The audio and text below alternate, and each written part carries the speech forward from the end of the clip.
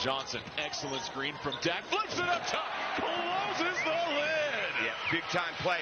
Yeah, but they're playing into the hands. Those are not how you get back in this game, taking those types of. Edmond on a heater. Colorado led by 19 at the 3:45 mark in the first half. It's now just a 5-point lead. Ron Sheik creates the separation. Johnson has played 29 minutes in this game. Flips it to the corner. Inman, clean look, buries the three.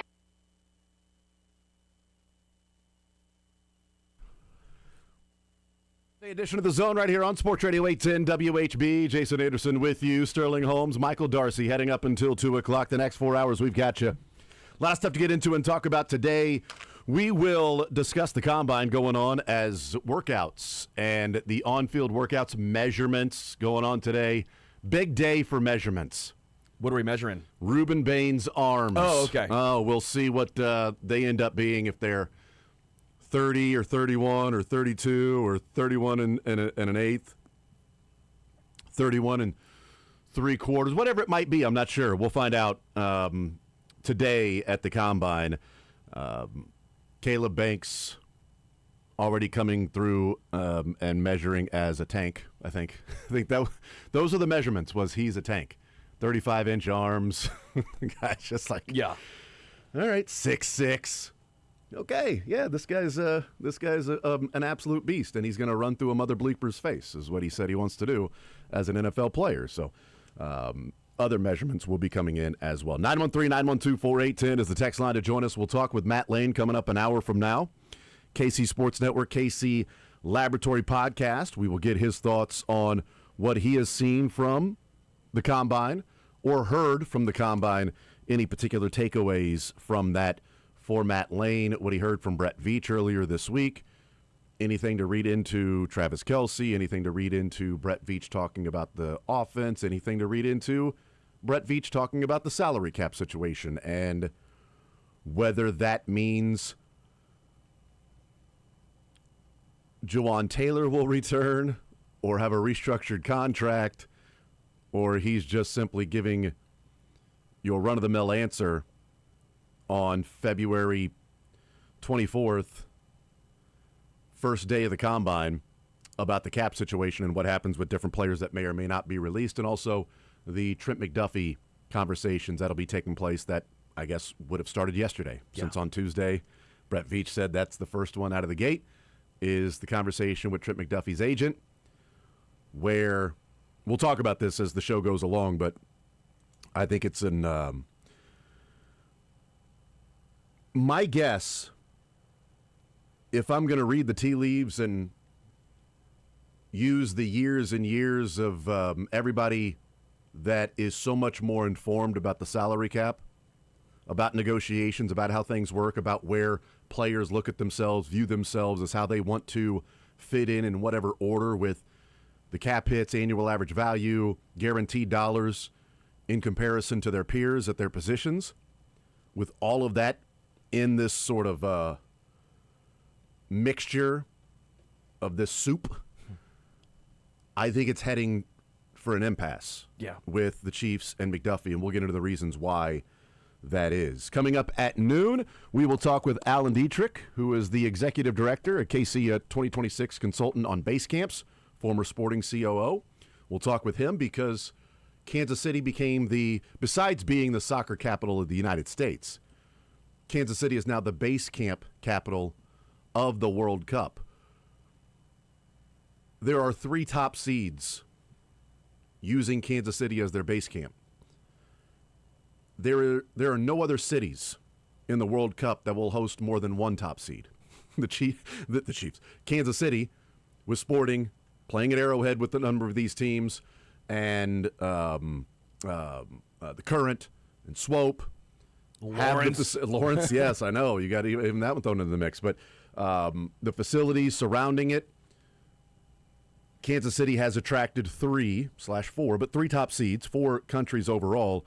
And a man who was a big part of that was Alan Dietrich, who, as you heard, executive director of the base camp countries to Kansas City. And some of the details as to how Argentina and the Netherlands and England eventually decided that Kansas City was the place for them, it's fascinating. And it shows the people who were in charge of presenting the case for Kansas City to be a World Cup city, to be a host city for World Cup matches, putting the best foot forward in the best possible light of what Kansas City has to offer. And sometimes you can have people in positions that just don't get it, that you're looking at it and going, well, this person isn't from here. Like, this person, they don't understand the culture, what it means. This guy's from Cincinnati. He keeps talking about bad chili. It's very weird. Odd, right? But it is obvious with the results of what Kansas City has with being named a World Cup city and 4 countries, 3 top seeds, 3 specifically here in Kansas City base camping, that the people in charge were clearly the right people that understand the fabric, the culture of the entire community, and were presenting the community the way that I think a lot of people in the area growing up, loving it, staying around, returning. Yeah. Me. Yeah, me. I mean, both of us were great examples of, you went away for a couple of years for me post-college, you to Louisville, me to Philadelphia, and you just knew, at least I just knew, I always wanted to go back to Kansas City. That's where I wanted to settle down. Yeah, and you'll get there one day. You'll settle down in Kansas City one day. You're in here. You're here, but it's the settling down part. We'll get there. I'm semi-settled. That's fine. But Alan Dietrich is one of those individuals that it is obvious understands the way we feel, I think, as a collective about our city, that John Sherman said when he had his introductory press conference in being the new majority owner of the Kansas City Royals, in saying that Kansas City punches above their weight. And we believe that about ourselves. So it was not a surprise to, I think, anybody in the area that, one, we were named a World Cup city. I was convinced for 2 years. I'm like, no, everything makes too much sense for Kansas City to be passed over for Nashville or Denver or whatever. And it's also not a surprise that a high-level country would choose Kansas City. Sure. I will say, as much love as I have for Kansas City, I was taken aback to hear the details that England was so dead set on Kansas City that they even chose KC while being the 3rd team to pick the facilities in Kansas City. They could have gone to another city and said, we have our pick of the litter. We want this, we want that. But Kansas City was so attractive to England, obviously to Argentina, then the Netherlands, that England still said, you know what, don't care. We are going to Kansas City, whatever it takes. Kansas City, here I come. That's exactly what they said. Actually, it was weird. Yes. They were right playing the Beatles. I was thinking more Jackson 5. Well, that works too. Yeah, that's what I was. I figured British. Yeah. So they were Beatles and British. They've got some crazy little women there. Yeah, and they're gonna get them. Well, we'll get me one. Yeah. All right. By the so way, we'll talk with Alan Dietrich coming up at noon. I am very KC today. I came in blasting Tech 9. Oh, good for you. KCT, Hennessy Sprite, and lemon. That was my intro into the station today. Because I'm like, you know what? Yes. Good for you. Kansas City. Hell yeah. There we go. That comes up at noon. We'll talk with Alan Dietrich. Sports or leisure at 1 o'clock. Fact. We're giving away $25 to Johnny's Tavern with a little sports or leisure. Okay, 913-912-4810 is the text line. Let's get into the show. We start off talking about the Combine. And, look, we know that GMs are talking to each other. They're talking to agents, figuring out what price tags may be for certain things, certain players that are either their own or maybe a bug for somebody else. We see a trade today that Kevondre Sweat is heading to the Jets, defensive tackle from the Titans, and Jermaine Johnson, defensive end for the Jets, is heading to the Titans. And it pretty much solidifies for me that the number 2 pick is going to be a defensive end. I think we can all sort of come to an agreement, right? That if the Jets are moving one of their starting defensive ends, and they were already viewed as a team that was looking at defensive end. I've seen so many drafts as of late, more recently, that has Ruben Bain going number 2 to the Jets. Sure. Some I've seen Arvell Reese, some I've seen David Bailey, but I've seen a lot of Ruben Bains going number 2 to the Jets. There are some other players and positions that are mixed in there, but it's looked like defensive end, outside linebacker to some degree. And I think the trade today pretty much solidifies, right, that number 2 pick is going to be one of those 3 players, which really sucks, Sterling, because it also highlights the lack of quarterbacks in this draft. Yes. That would have been so beneficial to the Chiefs, because that is at least one player that is going to be an edge, even if it was Arvell Reese. If they take Arvell Reese, it's like, okay, that's not somebody the Chiefs were looking at. But maybe it's somebody, a team that then drafts Ruben Bain or David Bailey would have taken Arvell Reese. Sure. And somebody slides down. But it's just not in the cards this year. It's going to be Mendoza, and then we'll see where Ty Simpson may fit in the first round, but certainly not the number 2 pick in the first round. And the Jets are so quarterback needy. It sucks, because if there was a dead set quarterback, yes, we wouldn't be talking. They may not have made this trade with Jermaine Johnson, but we also wouldn't be talking about, okay, we'll go ahead and take Reese, Bailey, or Bain off the board, starting with number 3. Because you look at the quarterbacks, most classes you'd say, well, they have Fields, Tyrod Taylor, Brady Cook, and Hendon Hooker. Yeah, they're probably looking towards a quarterback. Right. Why are you going to doubt Brady Cook like that? Let him cook, man. And go. Hendon Hooker, by the way. Hey, who wouldn't be hot to trot with a hooker in the first round? I had a fun conversation. He almost went to Mizzou. And then he went to Tennessee. Louisville were the ones that got the hookers, right? And then he, yeah, it's true. I thought. Hendon Hooker, but he almost went, and then he ended up, obviously they kicked Mizzou's ass when he was there. Not fun. What are you going to do? They also don't need offensive line, which also makes this a pretty big, because they have Fashanu, young guy, Armand Membu, stud at right tackle. So you're not. I love Michael, did you pick up on that, by the way? They've got tackles. Fashanu, young guy. Membu, stud. He is a stud, though. What are the odds? Fashanu, where did he go? Not Mizzou? Where did Membo go? I think he went to Mizzou. Yeah, that's right. Fashanu, young guy. Membo's not a young guy. He's just a stud. One unproven, one great. I think we can see that Membu is already a stud, though. Like, come on. Go ahead. Come on. I digress. Go ahead, Sterling. And Sorry. I digest my Missouri takes there. So they don't need offensive line. They do need quarterback, but not the class for it. They could use a second wide receiver, but they have Garrett Wilson. And let's be real, none of the 3 guys are going to go number 2 at wide receiver, so that's off the board. It really is edge, because they now have Tavondre Sweat in the middle. You know my thoughts. I thought the Chiefs should have taken a really good hard look. I wanted the Chiefs to trade for him this past year during the season. I said trade for Tavondre Sweat. Make it happen. Didn't happen. They have Will McDonald, young guy, been fairly inconsistent, and then Michael Clemens. They're going edge, man. I mean, I have no doubt in my mind. I don't know who they're going to take, but they also play a 4-3. So maybe Reese isn't in the cards, because maybe he fits more of that 3-4 outside linebacker sort of style. It's bad news, because if Jermaine Johnson's been very underwhelming. Yeah. He had a really good sophomore, second year in the NFL, and that was the whole Karlaftis, Jermaine Johnson conversation with KC. KC got it right. Let's be real. Karlaftis has been much more productive than Jermaine Johnson. So at least the Chiefs got it right in that regard. But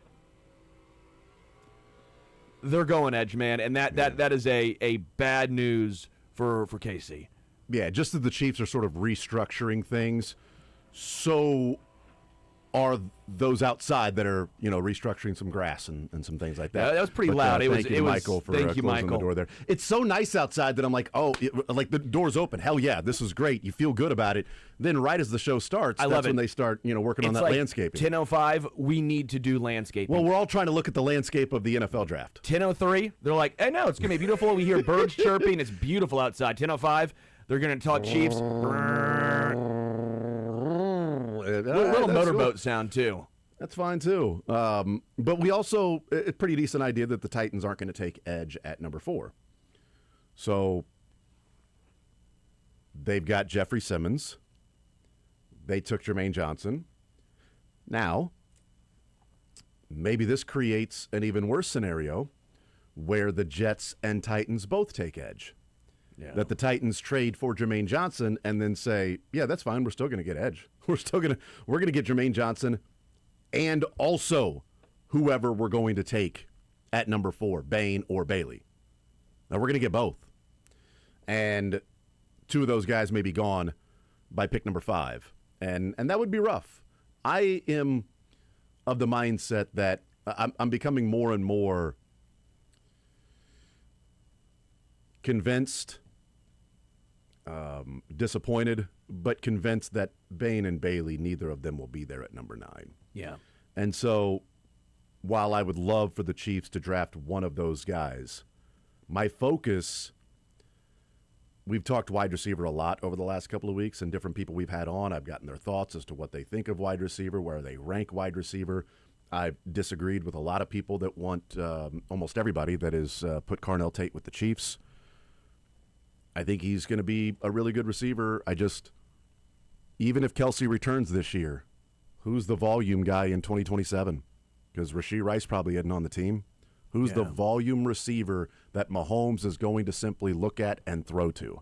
Like, we know Michael Pittman Jr. That's exactly who I was going with. I thought it was no. Please. I mean, that's a lot of money, but they're in need of that. They're in need of that this year because I don't know if Rashee Rice is even going to be on the team or not.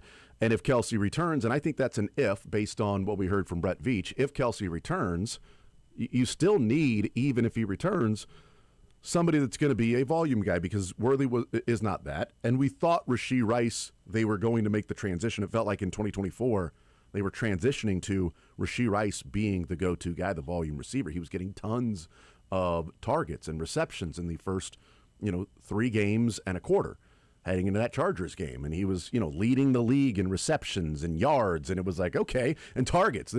They have made the transition. Well, what's happened the last, let's see. That was only 3 games. They played 20, so 17 games. And then another 18, so the last 35 games they've played, it hasn't been Rashee Rice. Yeah. It was 3 games and a quarter where it was like, okay, they've made the transition. It's been Kelsey. Has still been the volume guy to go to. They need somebody to do that.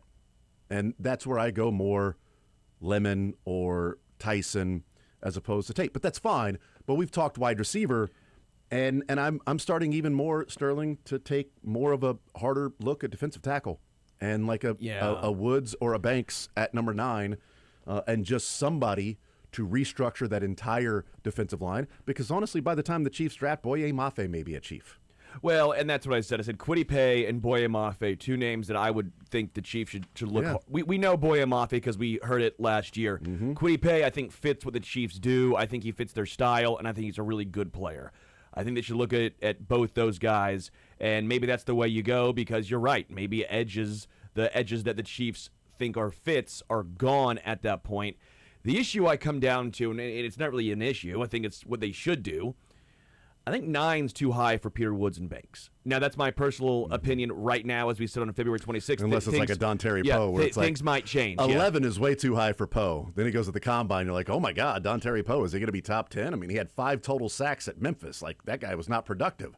But good night, that guy's amazing. And so I think that could be a situation. But as we sit right now on February 26th, I think 9's a little high. Yeah. So what I think the Chiefs should do, take 2 to tango, trade back a little bit. Because there's going to be names on the board that teams are going to covet. Whether it is a Jeremiah Love, whether it is a wide receiver, whether it is Caleb Downs falls as the best safety. Like, there are maybe it's the best tackle in the draft is still there at 9. Maybe someone wants to go that route.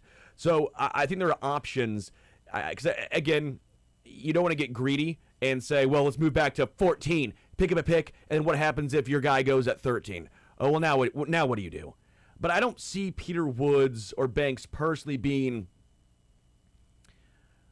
game changers. Mm-hmm. I see them being very good players, right? I see them both being very good players. But do I see him being a Chris Jones, DeForest Buckner, one of those style of guys? I don't. And so for that reason alone, I would trade back, see if you can still get one of your guys. Do what we talked about with the Eagles, how you keep accruing first-round draft picks. That's your best way of getting the hit rate correct. Maybe use that free agent money on an edge. I still think there's something in the cards with Michael Pittman Jr. That whole situation's weird with Indy, how they basically came out and said they want to build around Alec Pierce and how they might be interested in trading Michael Pittman Jr. You would obviously trade the money's a lot this year, but you would extend him. Yeah. And if you want that guy, who, as you mentioned, by the way, as a possession receiver, a guy who can get a lot of receptions. Michael Pittman had 80 last year. He had 109 in 2023. He's had bad quarterback play the majority of his NFL career. He can be a deep ball guy. He can be a possession guy. He's shown that he can do both. Again, that's the way I would go. I tried every year at the Super Bowl to convince Michael Pittman Jr. to come to Kansas City. You're doing your part. I'm doing my part, and this might be the first year I could actually take credit for something. If it actually happens, I'll just say, hey, I hope I swayed you. I did my part. He's not doing off the field stuff. He's a farmer off the field. No kidding. He likes to farm. So I almost cussed right there. No kidding. So here's my offseason. Trade for Michael Pittman Jr., sign Kwity Paye or Boye Mafe, and then trade back in the draft, and hopefully can still get either Banks or Woods. I'm more of a Boye Mafe guy than a Kwity Paye guy because I think he played on such a stacked defensive line that I do think there's more there. There's more there for him in a larger role on a team as a younger guy that I think is still ascending. And what's interesting about the trade this morning, Sterling, is the 49ers. Robert Saleh was in San Francisco as the DC. Trade deadline. Some of the word that was out there, who the 49ers were trying to acquire at the trade deadline. From the Jets, Jermaine Johnson. Yeah. Robert Saleh goes to the Titans as the head coach. Who did he just trade for? Jermaine Johnson. Who was the defensive end that was linked to the Chiefs at the trade deadline that had interest, but the team wasn't willing to trade that player because they had Super Bowl aspirations, and while they have depth at that spot, it's the NFL. Depth can disappear like that. Yep. So trying to win a Super Bowl worked out for him. You didn't want to take away from a strength, even if it would have given you a mid-round pick. That was Chiefs Boye Mafe. So connecting dots, right? Saleh wanted Jermaine Johnson and San Francisco. That didn't come together. Sure. Saleh takes over in Tennessee, immediately goes and gets Jermaine Johnson. Correct. Chiefs wanted Boye Mafe. He's a free agent. There's no way Seattle is going to one franchise tag him. No. They have depth at that spot.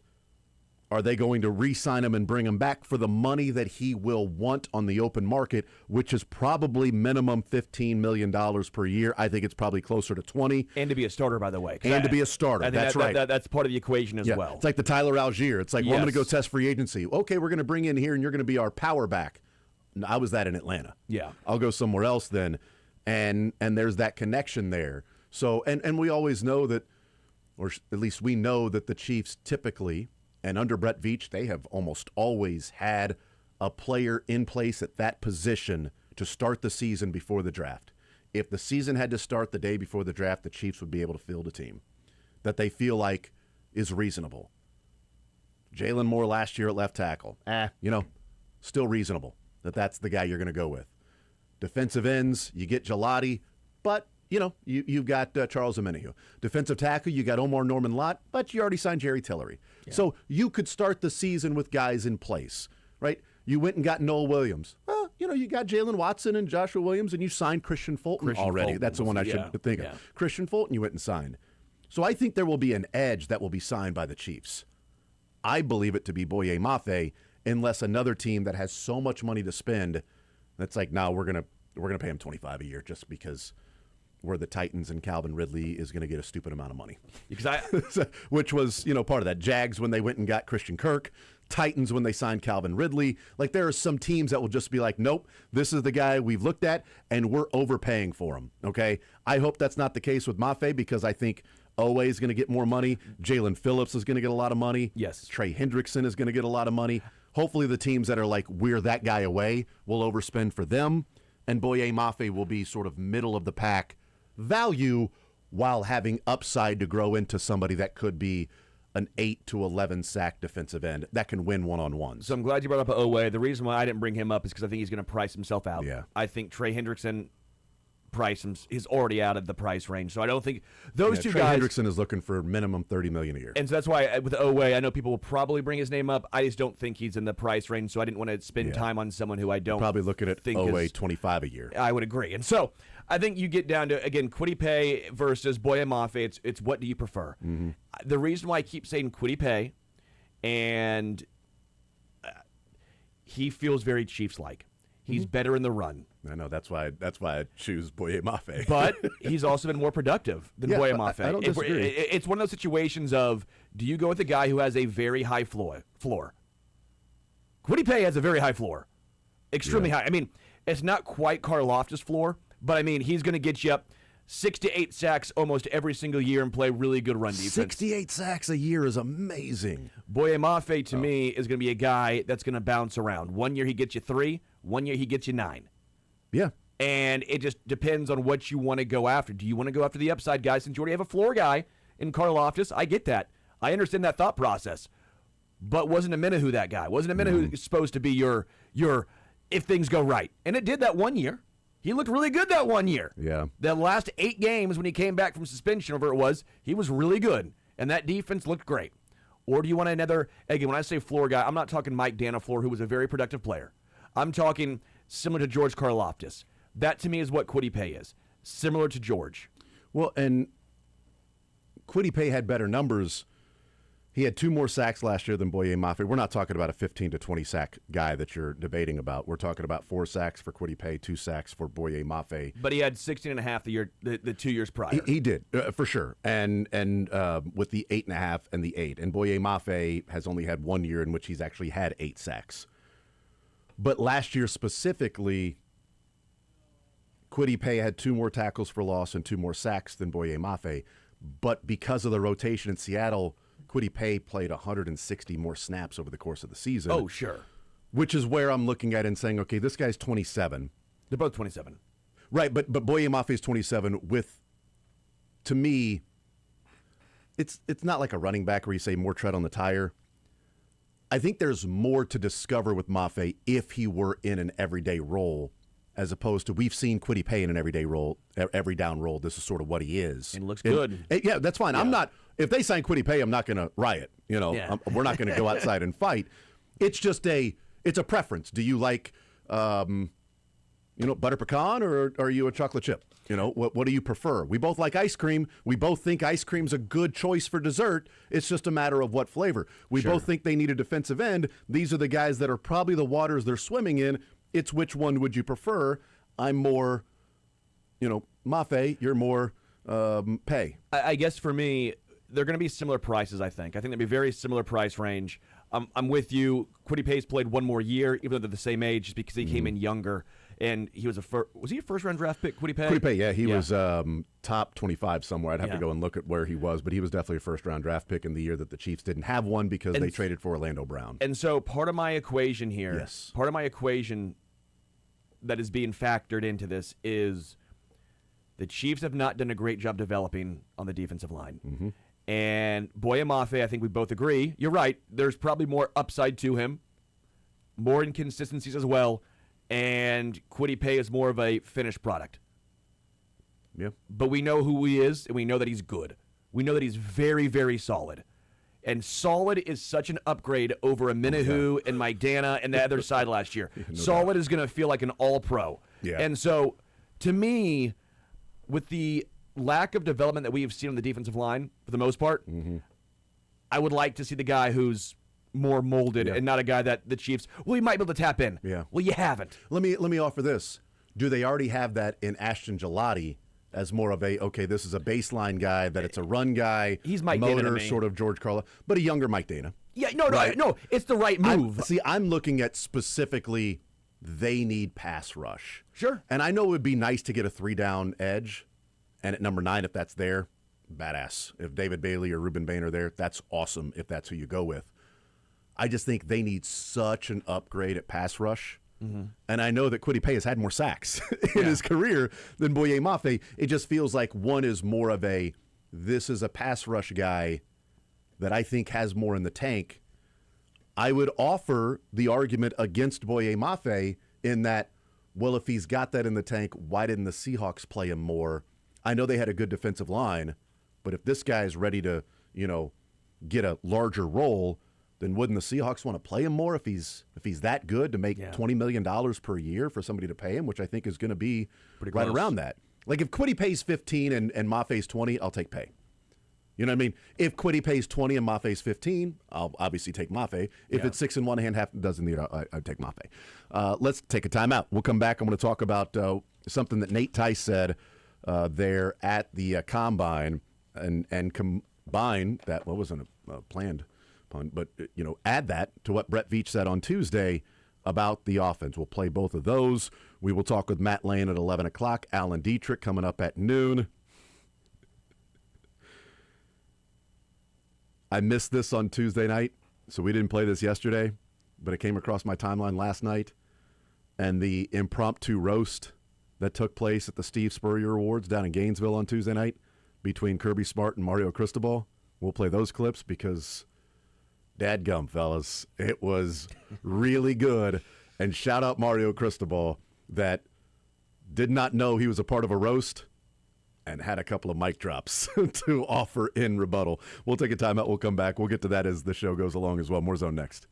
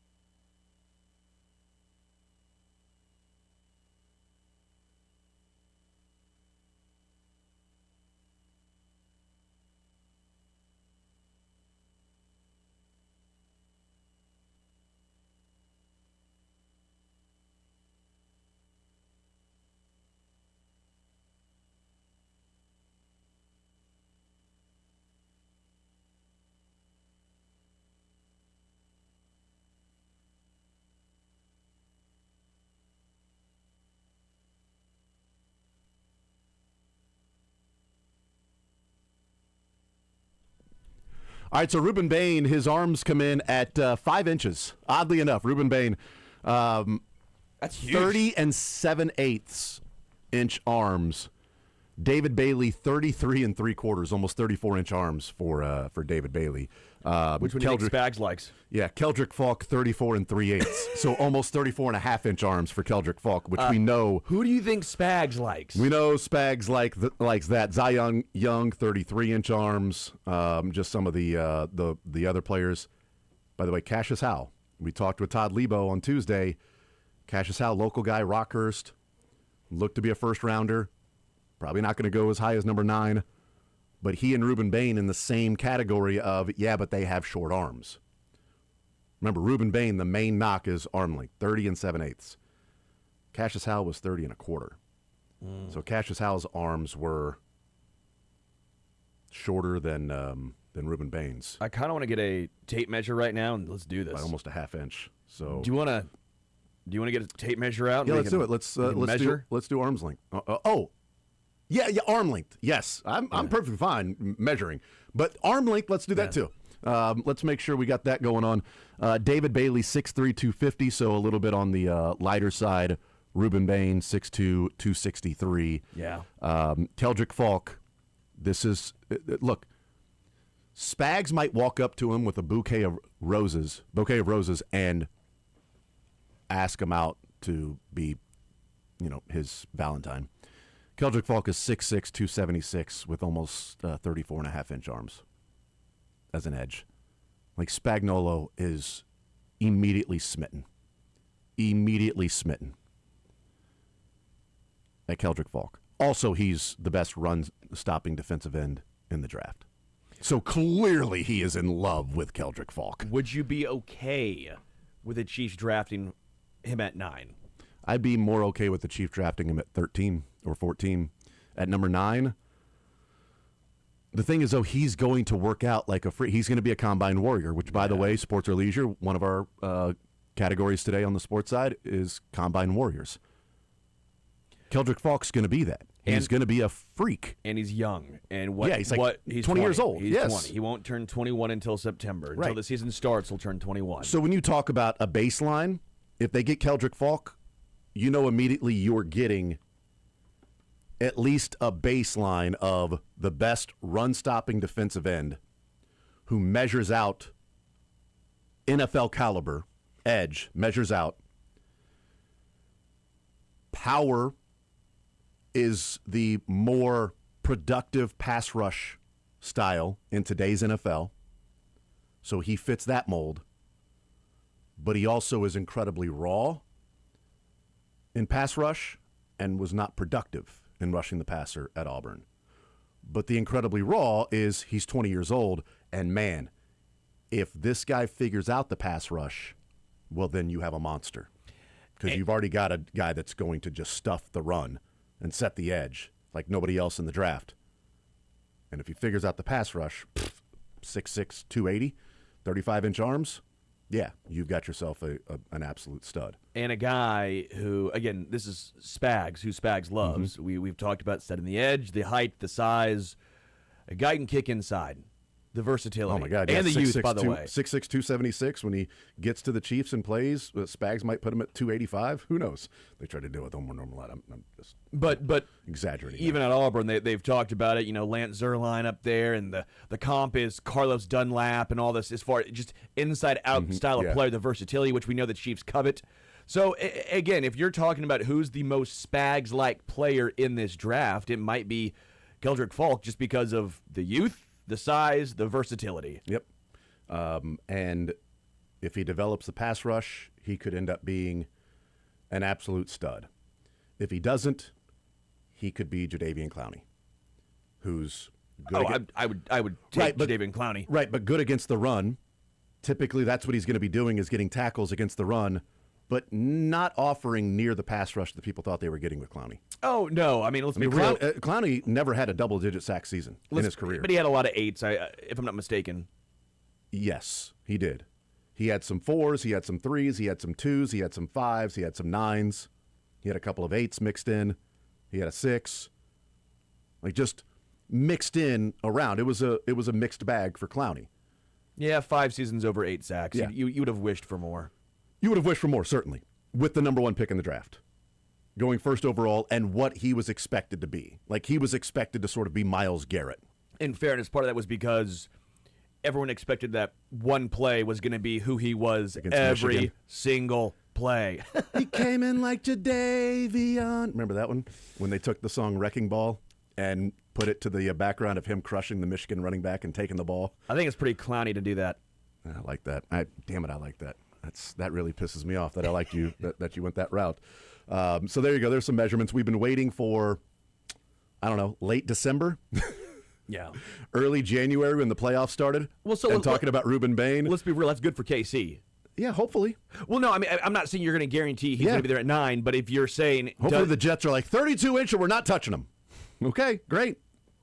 I hope that's the case. But also then you look and say, will that be the same case of Will Spags also say, hey, Veach, I know you love him. I know a lot of guys love him, but you know my thoughts. Well, see, the thing about Reuben Bain, whether it's short arms or not, if you talk about what's the baseline, what's the worst thing you're going to get, as we discussed Keldrick Falk, I think the worst thing you're going to get is a really awesome run-stopping defensive end who's a physical freak and has all the measurables. So semi-Karloftis-like. Yeah, the high end, but with like way better like length and size and things like that. And more of a ceiling and an upside than Karloftis is kind of, he's going to be a motor guy. He could develop some pass rush, but he's not going to be a 15-sack guy. Keldrick Falk is like, boy, if he hits the high-end ceiling, he's one of the best defensive ends in football because he's already a stud against the run. With Reuben Bain, I think at worst you're going to get a really good defensive tackle. Like at worst, if it's like, okay, he doesn't work out as edge, okay, well, is he still going to be explosive if he's 6'2", 275? And you slide him down into a 3 technique and he takes over for Chris Jones and you've got Chris Jones and Omar Norman Lott, or a Chris Jones gone, but you've got Bain and Omar Norman Lott. The best case scenario is that Bain is a stud at edge and has incredible bend and has crazy power. And the worst thing is, okay, he never really materializes out there. He's a good player, but man, when you put him inside, he turns out to be dominant. Okay, well then, maybe that's worst case scenario because at number 9, you can't miss, right? If you come at the king, you best not miss. You got draft in the top 10 with Patrick Mahomes, you best not miss. So they cannot miss on this. So if they just simply draft a guy who's going to be a 8-9 year starter in the NFL, okay, probably got it right. Is he going to be an 8-9 year All-Pro? I mean, good God, good luck drafting anybody like that in the draft. Nobody can predict that. Even when you draft Myles Garrett, it's like, is this guy going to be an 8-9? This guy going to be a Hall of Famer? Come on. But an 8-year starter? You get that at number 9? If that ends up being edge, tackle, around there, okay, you got a good player. You can't get Ryan Sims or Glenn Dorsey. Oh, correct. Or yes. Tyson Jackson. You can't go that route with that guy. We'll take a timeout. We'll come back. I do want to play the clip from Nate Tice and then compare it to the clip from Brett Veach and what he talked about on Tuesday. We'll take a timeout. We'll come back. More Zone next.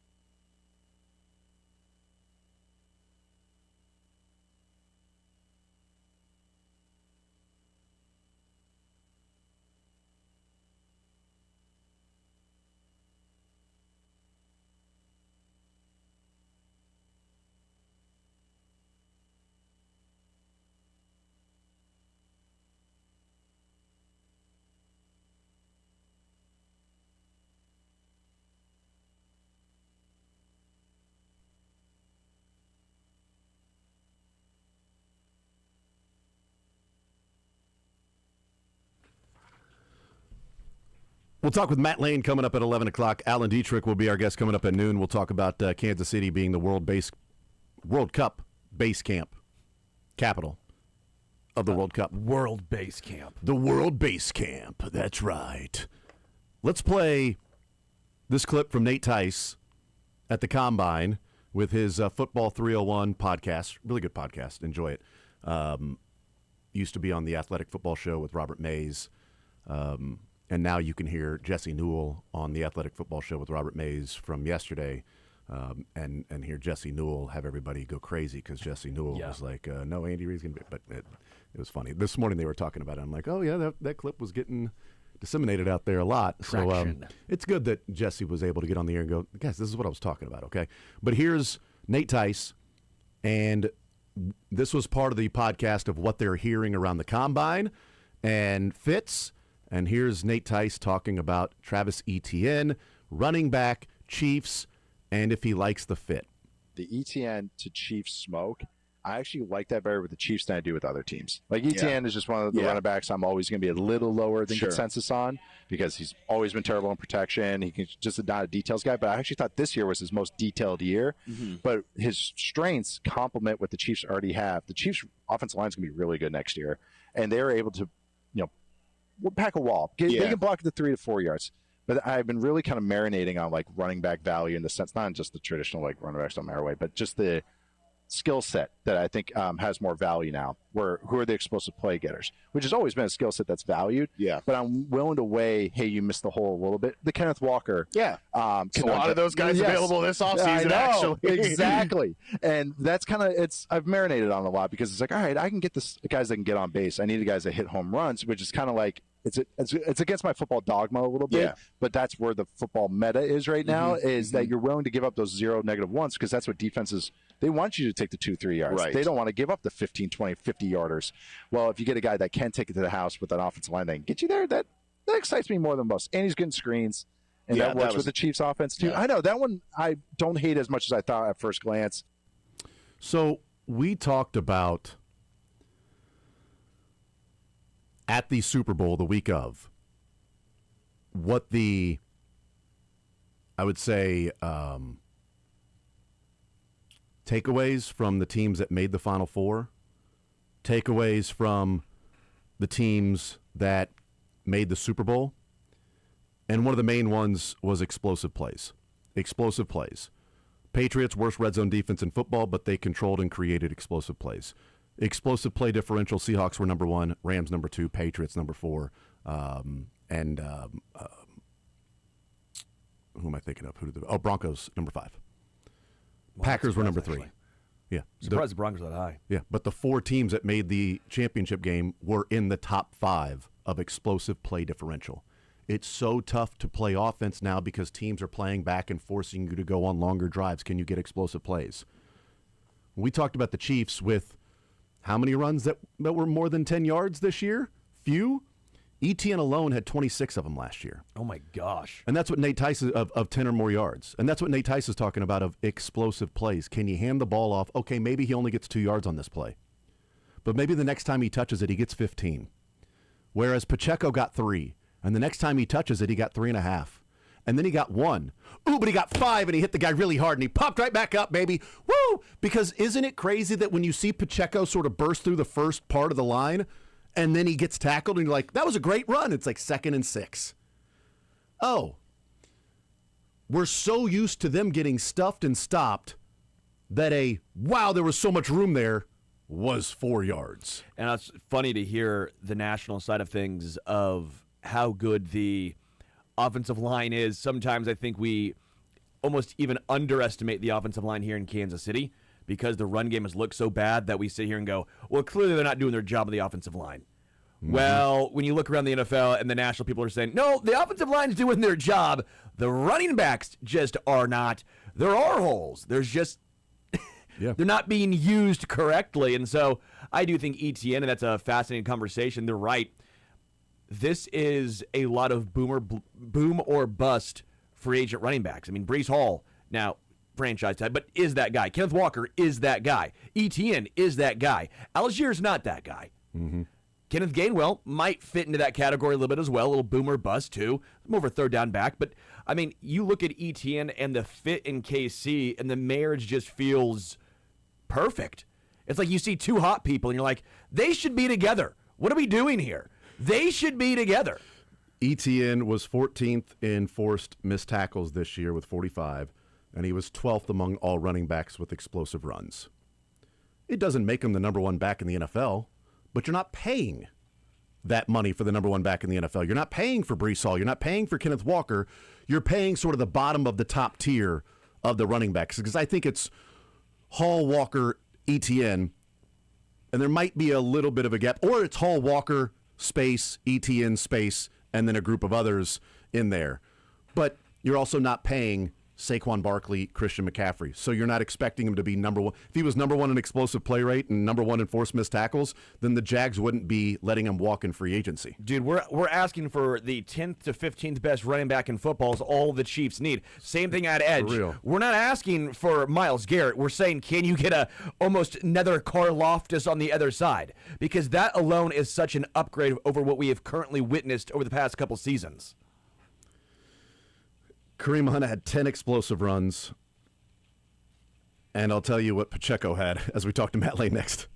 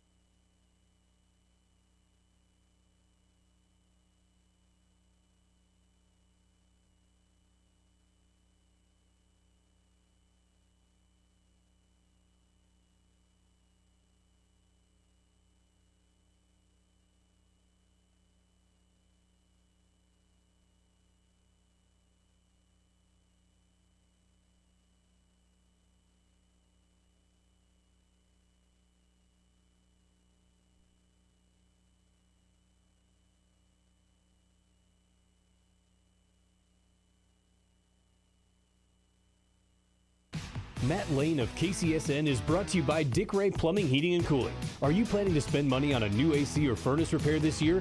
Dick Ray can help.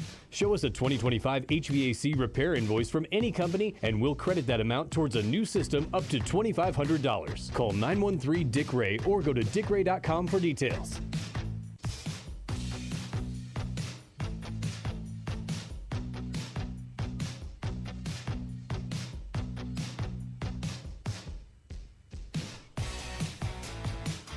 All right, hanging out here on Thursday edition of The Zone.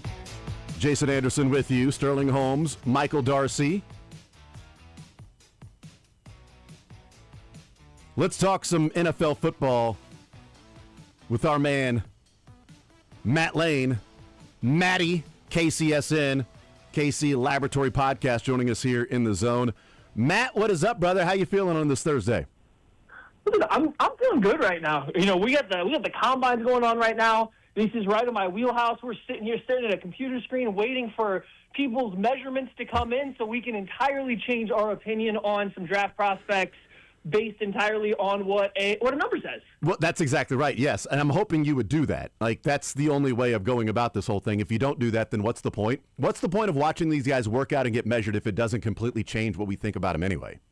Listen, yeah, So. the numbers are out there for a reason. There's box scores, and then there's, you know, how long your arms are. And if those things can't tell me everything I need to know, then why do we count them? You know what? That was actually going to be one of the first questions I was going to ask you is, you know, not necessarily that, but as a guy who covers the draft the way that you do and the draft guide and the great stuff you guys do at KCSN, and it's one of your passions is to do this, but are you a guy that when the combine comes around, you're camped in front of the TV, you're watching the workouts and the measurables and everything, especially starting today with some of those defensive line and linebacker workouts over the next few days with wide receivers and quarterbacks and running backs and everything that get more of the glorified workouts. But are you a guy that's camped in front of the TV watching all these things, or let me see what their measurables are, but I'm also going to be grinding game tape here instead of watching them run around in underwear?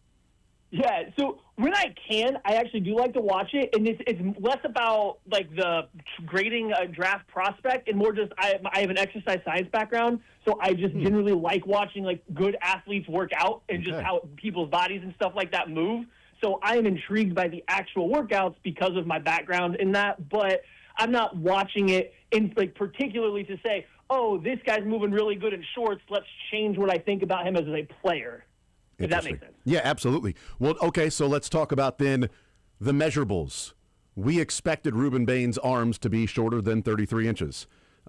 They came in shorter than 31 inches, 30 and 7/8. So as you say, like, you know, changing my opinion on somebody because of a workout there in, you know, tights as opposed to watching the game film. Does the confirmation of Ruben Bain's arms being shorter than what the sort of standard threshold would be for an edge rusher at 30 and 7/8, does that change your opinion on Ruben Bain? Does it do anything in terms of him as a player when you see the now official number come in?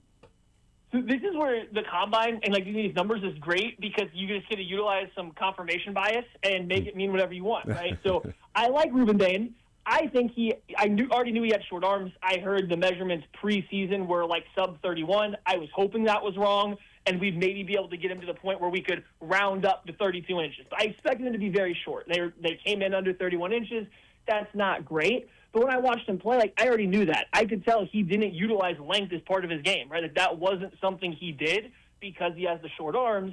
And then he has answers for it. When a offensive tackle tries to use their length to keep him at bay, he has answers with the way he chops their hands down. He counters off of like using moves that require torque and leverage. Well, guess what? When you're 6'2" and have 31-inch arms, it's a lot easier to create torque and get those inside moves. So for him in particular, it doesn't really change anything I thought because that's how he played. He plays to his strengths. Some other players might come in and measure lighter, heavier, shorter arms than you think, longer arms than you think, and when it doesn't match how they play or they don't have answers to kind of respond when somebody attacks those weaknesses, then I think that's when you start to get worried. But I don't see that with Bain's tape in particular. Okay, so can he then translate what he does? So the arm length didn't bother him in college, but also, you know, there are guys that are awesome in college, and those translatable skills aren't necessarily there for the NFL and some of that. So can what he does to make up and overcome the arm length translate to the NFL then? Yeah, I think so. The way he plays very much, he already plays a game that translates well to the pro style, right? Like, he is not somebody that relies entirely on his speed and just outrunning people up the arc and then just relying on beating bad offensive tackle play. He is not necessarily a technician, but he does approach a block with a way of trying to deconstruct it. So there will be times where having that sort of arms probably presents a challenge, right? There's going to be a play or two in a game where he maybe beats the tackle, and when he reaches out to get the quarterback, they are able to just slide just past his fingertips, and he can't bring them down. We would be naive to say it will never show up at the professional level, but do I think that's going to take him from being a really good professional player to a really bad one or not a good one at all? No. I think it's just there might be a play or two per game that gets left on the field because of that lack of length, but he's a guy that's good enough and has the answers to combat it, and he already has shown that he has the answers to combat it as a relatively young, only a true junior collegiate player. He's only going to get better at how to weaponize, the lack of length that he has, but the other strengths that he has in their play. So I am not concerned about him. I understand that a lot of people are going to be right now, and I fully get it. Hopefully the first 8 teams in the draft think that way too, to me. I'm with you with that.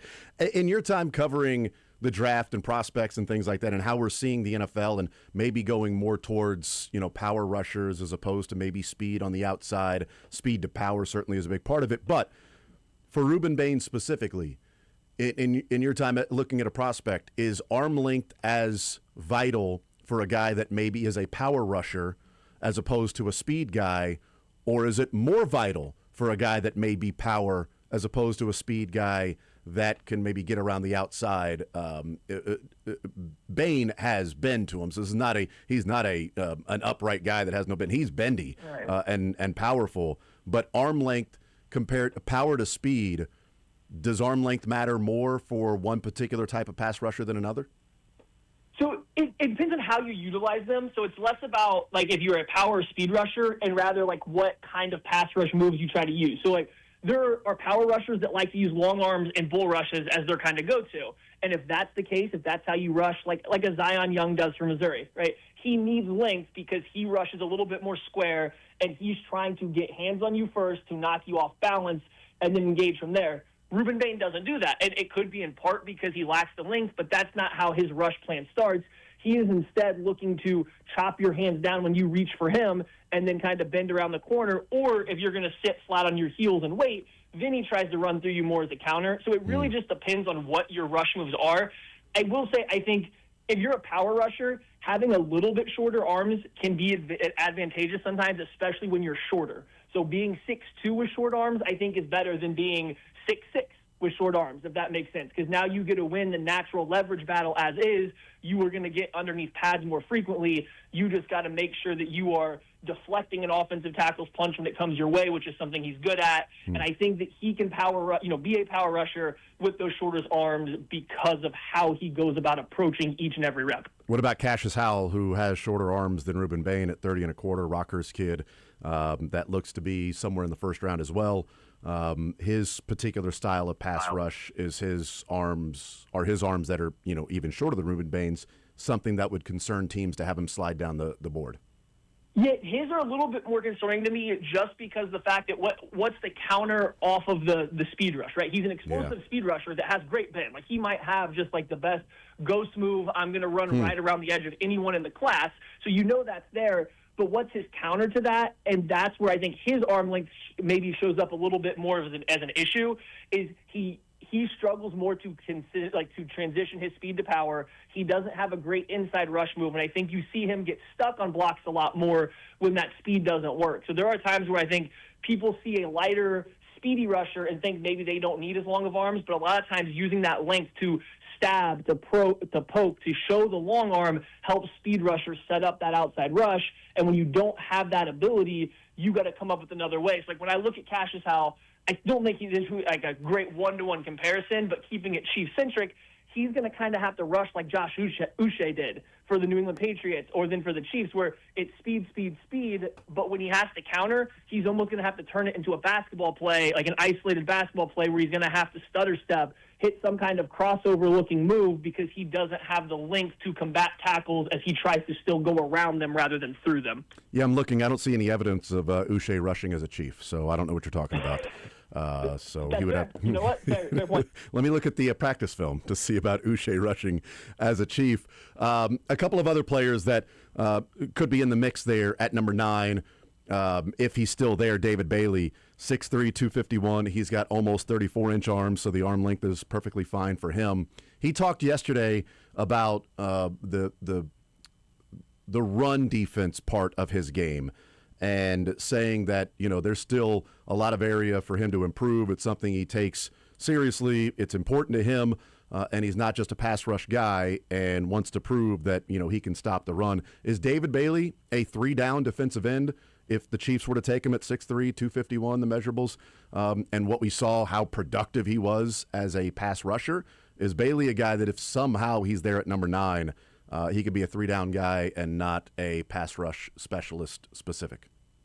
I think it was big for him to come in at 251. I'm a little surprised that he was going to be closer to 245, just looking at his body type next to his teammate Romello Height there at Texas Tech and knowing what Height weighed in at the Senior Bowl. So it was good for him to come in at 251, and maybe you can, maybe teams will see that and say, okay, there's a little bit more room on this frame for more weight. As we get him playing heavier than he did at Texas Tech, the run defense will get better. He's clearly trying to put that out there, one in the interview, but then showing up, I think, a little bigger than what he played at, that he thinks, or he's trying to show that he's a 3-down guy.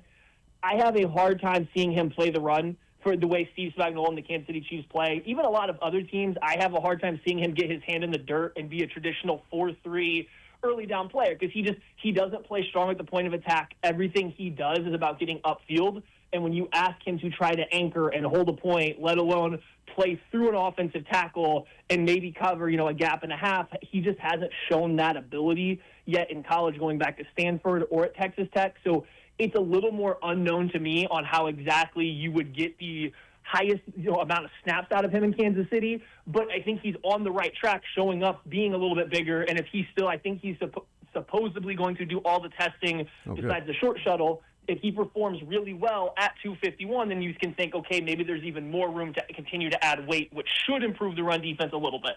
Okay, so last one I wanted to ask you about with the number 9 pick in the draft for the Chiefs, and that would be Keldrick Falk, who is a guy that's gone, all over the board in the first round in different mock drafts. And we'll see as it gets closer and closer and closer to the draft where some of these guys end up. Maybe at number 9, maybe, in the 20s. Maybe it's somebody that the Chiefs trade back from number 9 and they still grab this guy. 6'6", 276 with almost 34.5-inch arms for Keldrick Falk. We knew he was going to measure out as a freak, and the workouts, he'll measure out as a freak as well. But a guy that's viewed as a run defender with potential to develop into a really good pass rusher. And if he does, boy, you got yourself a stud in the NFL with all of the NFL defensive end measurables. What do you think of Keldrick Falk, who I think Steve Spagnuolo, once he sees those numbers, it doesn't even matter what happened. He'll just fall in love with them. He'll just walk right up to him and just start hugging him, and just be, following him around like a, he's got a crush on him. But anyway, what do you think of Keldrick Falk? Is he a guy that maybe potentially could be in the mix at number 9 or trade back for him? And what the Chiefs would be getting if, say, at number 9, the card is turned in and it's Falk? So I think it's like a third of the NFL that's probably right there with Spags following him around and like with puppy dog eyes. Like, oh man, that's what I was looking for. The puppy dog eyes. Yes, thank you. Yeah. So I like Keldrick Falk. I think more than a lot of people. I understand like the lack of pass rush production sticks out like a sore thumb. He's not like the most explosive off the line of scrimmage. I don't think he's a bad athlete. I actually think he's a really good mover. It's just at 270 pounds, 6'6", when they put him in a relatively like even stance on the ground, it takes him a little bit to get going. So like I understand where the holdup is, but he's like the youngest player in the draft. Auburn played him everywhere from 3-tech to a wide 9 repeatedly. He didn't really get to settle into one position, and I don't think that he was taught incredibly well how to rush the passer, specifically how to rush the passer with like his body type. It was a little bit more of just kind of go out there and figure it out. And so I think there's a lot more potential with him as a pass rusher than we've seen so far. So like that's why I kind of like him. And then you mentioned that he's a great run defender, especially with that size. If he's the pick at 9, I'm completely okay with it because, like I said, I kind of like the player. I understand, especially Chiefs fans who have seen bigger, not necessarily the best pass rushers over the years, and not be super happy with it. But I just think you're getting a guy that there's a safe floor of a great run defender there, and it's just a matter of how much can you get him to unlock some of that movement and the strength that he has, turn it a little bit more into power and affect the pass rusher. So I would get it. I don't know, though, if he's on track for a top 10 pick right now. I think he needs a good combine. I think he's kind of been sliding a little bit. So if he comes out and has a good combine, I think he goes in at 276 pounds. Then I can fully get on board with saying, okay, here's this great combine performance. He's 20. Look at all this raw potential. That's at pick 9 is great. But if he just has a mediocre, good for 276, but a mediocre combine, then he looks more like a mid-first round pick to me. Matt Lane is our guest, KC Sports Network, KC Laboratory Podcast. The running back group that's out there, Breece Hall looks like he's not going to be available. We sort of assumed that Kenneth Walker, the collective we, not necessarily you and I, but assumed Kenneth Walker was not going to be available, whether that be a tag or something like that or a re-signing for the Seahawks. But he's not going to be tagged or transitioned like it looks like Breece Hall will be. Travis Etienne has been connected to the Chiefs. We heard Pete Sweeney say that there's an interest of both sides. Nate Tice said yesterday that the smoke around Etienne and the Chiefs is certainly there. What do you think of the match with Etienne if that is a guy the Chiefs identify and pursue as their next running back? So for me, this is an interesting. I've kind of gone a little bit of a journey with it. On the surface, I don't think Etienne is exactly what the Chiefs had been looking for recently at running backs. Right? He's really inconsistent. His success rate as a rusher since he's entered the NFL has been really poor. He's a boom or bust runner, which I understand the Chiefs want to be more dynamic. But if you look at all the moves they've made at running back over the past 10 years, it's been about being more consistent, not necessarily just going after the home run threat, even if that's the lip service they give you. So I've been a little out on him, but I will say, looking at what Eric Bieniemy was able to do with DeAndre Swift, who essentially had the exact same flaws pre-Eric Bieniemy there in Chicago, he was another highly inconsistent runner that hunted big plays, that hit you big plays, but you didn't want to give the ball 20 times in a game because he was going to take multiple negative runs. If Bieniemy can do that with DeAndre Swift, why can't he do that with Travis Etienne, who I do think is even a better player than Swift was? So because of the Bieniemy hire and then DeMarco Murray as well, I have a little bit more faith in that, and I actually see why that fit makes a lot of sense just looking at the running styles of DeAndre Swift and then Travis Etienne. Well, I think one of the things that I think most of us, all of us, would like to see is that in the run game, can you be explosive? Like, it's okay to hand off to the running back and actually, pick up 12, 13, 14 yards, not just 3 or 4. Like, oh, well, it was really well blocked and they picked up 6. Cool. It was really well blocked and they picked up 20. That would be nice from time to time. And, looking back at the Chiefs' main runners, Pacheco, Hunt, and Smith, they combined for 325 carries. Etienne had 260, so you're looking at 65 fewer carries for Etienne. And the explosive runs, Pacheco, Hunt, and Smith combined for 22. Etienne had 26. Forced missed tackles, Pacheco, Hunt, and Smith combined for 46. Etienne had 45 with 65 fewer carries. So I don't think there's an argument that wouldn't be an upgrade, right? That's not what anybody is saying, is that it wouldn't be an upgrade. The inconsistency, I think, is part of the criticism. And for me, Matt, is understanding the inconsistency is there, but I would just like to see the Chiefs get a guy that can take what would have been a 3 or 4 yard run for their running backs that they had last year and turn it into a 15 or 16 yard run, even if the next carry is only a gain of 1. And there's certainly an avenue for that to make sense, right? The Chiefs had Damian Williams, and that was Damian Williams in a nutshell. It was 1, 0, -1, 0, 1, 60-yarder. Like, that was what his entire rushing career was with the Chiefs. It was big plays masked by a lot of inefficient running. And so, there's clearly an avenue for that to work for this team and be a benefit. I just wonder, and I think you saw this with Jacksonville a little bit down the stretch as the year went on too, they were trying to get other players that they felt were a little bit more consistent, more carries. And Doug Peterson did that when he had Etienne there in Jacksonville. They were doing that a little bit last year too. So yes, you want to add a more dynamic runner, and yes, he absolutely makes the Chiefs running back room better. Is that worth $9 million a year if you don't want to give him the bulk of your carries because you don't think on 2nd and 3 he's going to get you your 3 yards, but might take a negative rush trying to make a big play? I'm not saying he would or wouldn't. That's my kind of had been my reservation with him. But I think we saw that Bieniemy, and whether it's him, Ben Johnson, the scheme, whatever it was, they were able to break DeAndre Swift of that bad habit last year, and you saw him have a career year with last year for the Chicago Bears. So getting that same type of, development from Travis Etienne, now you all of a sudden you do get this bona fide number one runner that has that dynamic ability. And while he maybe isn't the most efficient running back in the NFL, you're at least looking at a league average guy that you have no qualms with giving 250 carries, and you never are trying to take him off the field for somebody that you would consider more reliable.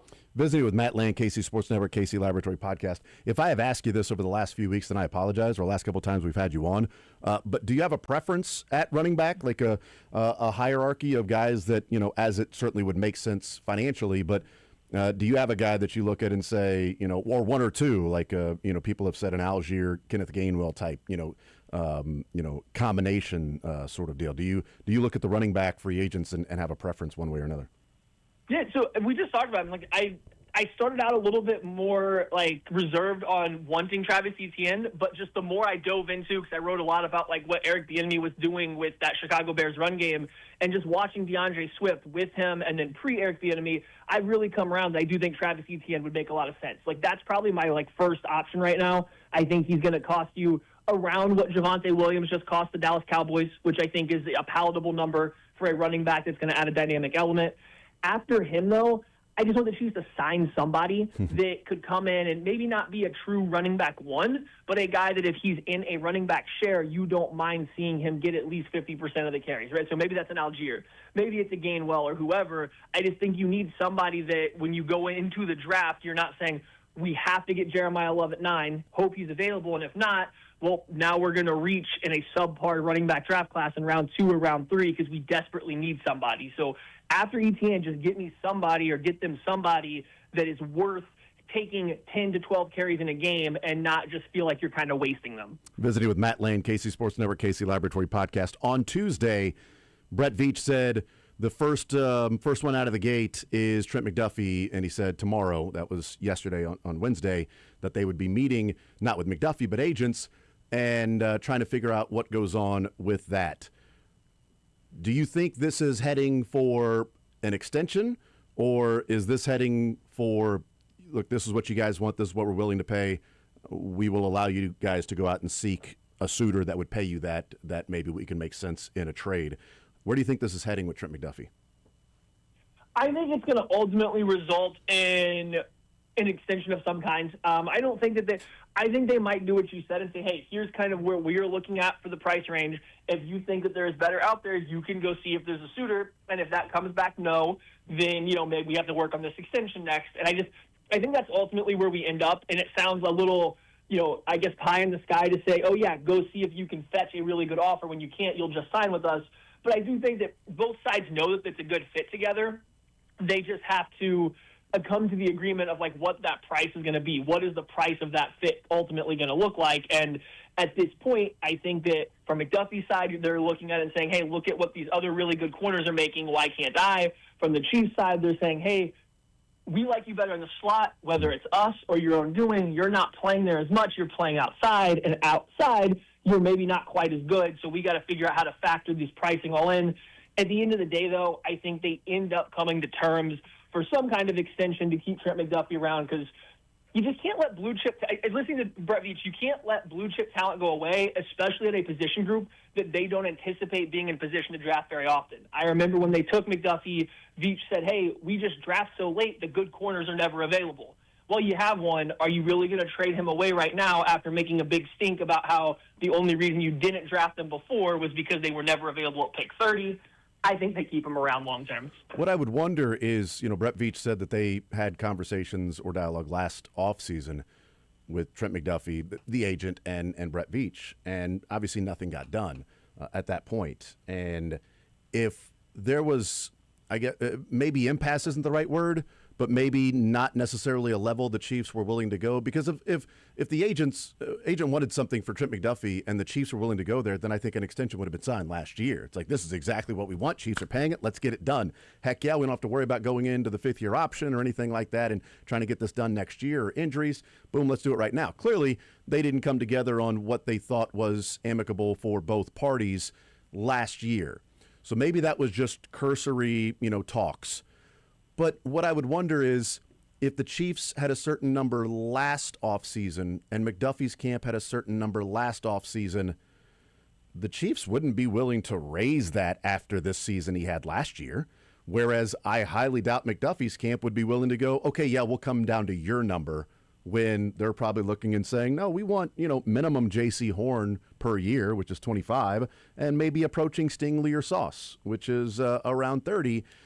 That's where I do wonder, Matt, if it gets to an impasse, because if they weren't able to come together last year and decide on a number when he had come off back-to-back AP, first team, second team as a cornerback, how do they get to that number after not having any of those, season accolades and not having as good of a year this last year as he had the first 3 years of his career? And I'm assuming his agent's wanting the same price as last offseason. Yeah, somebody would have to budge for that. The one other avenue, I guess, for a little bit of price adjustment, maybe more from the Chiefs side on this one, would be, Brett Veach did also talk about how the past couple years they had been in a quote unquote maintenance mindset in terms of the roster, and now they're rebuilding.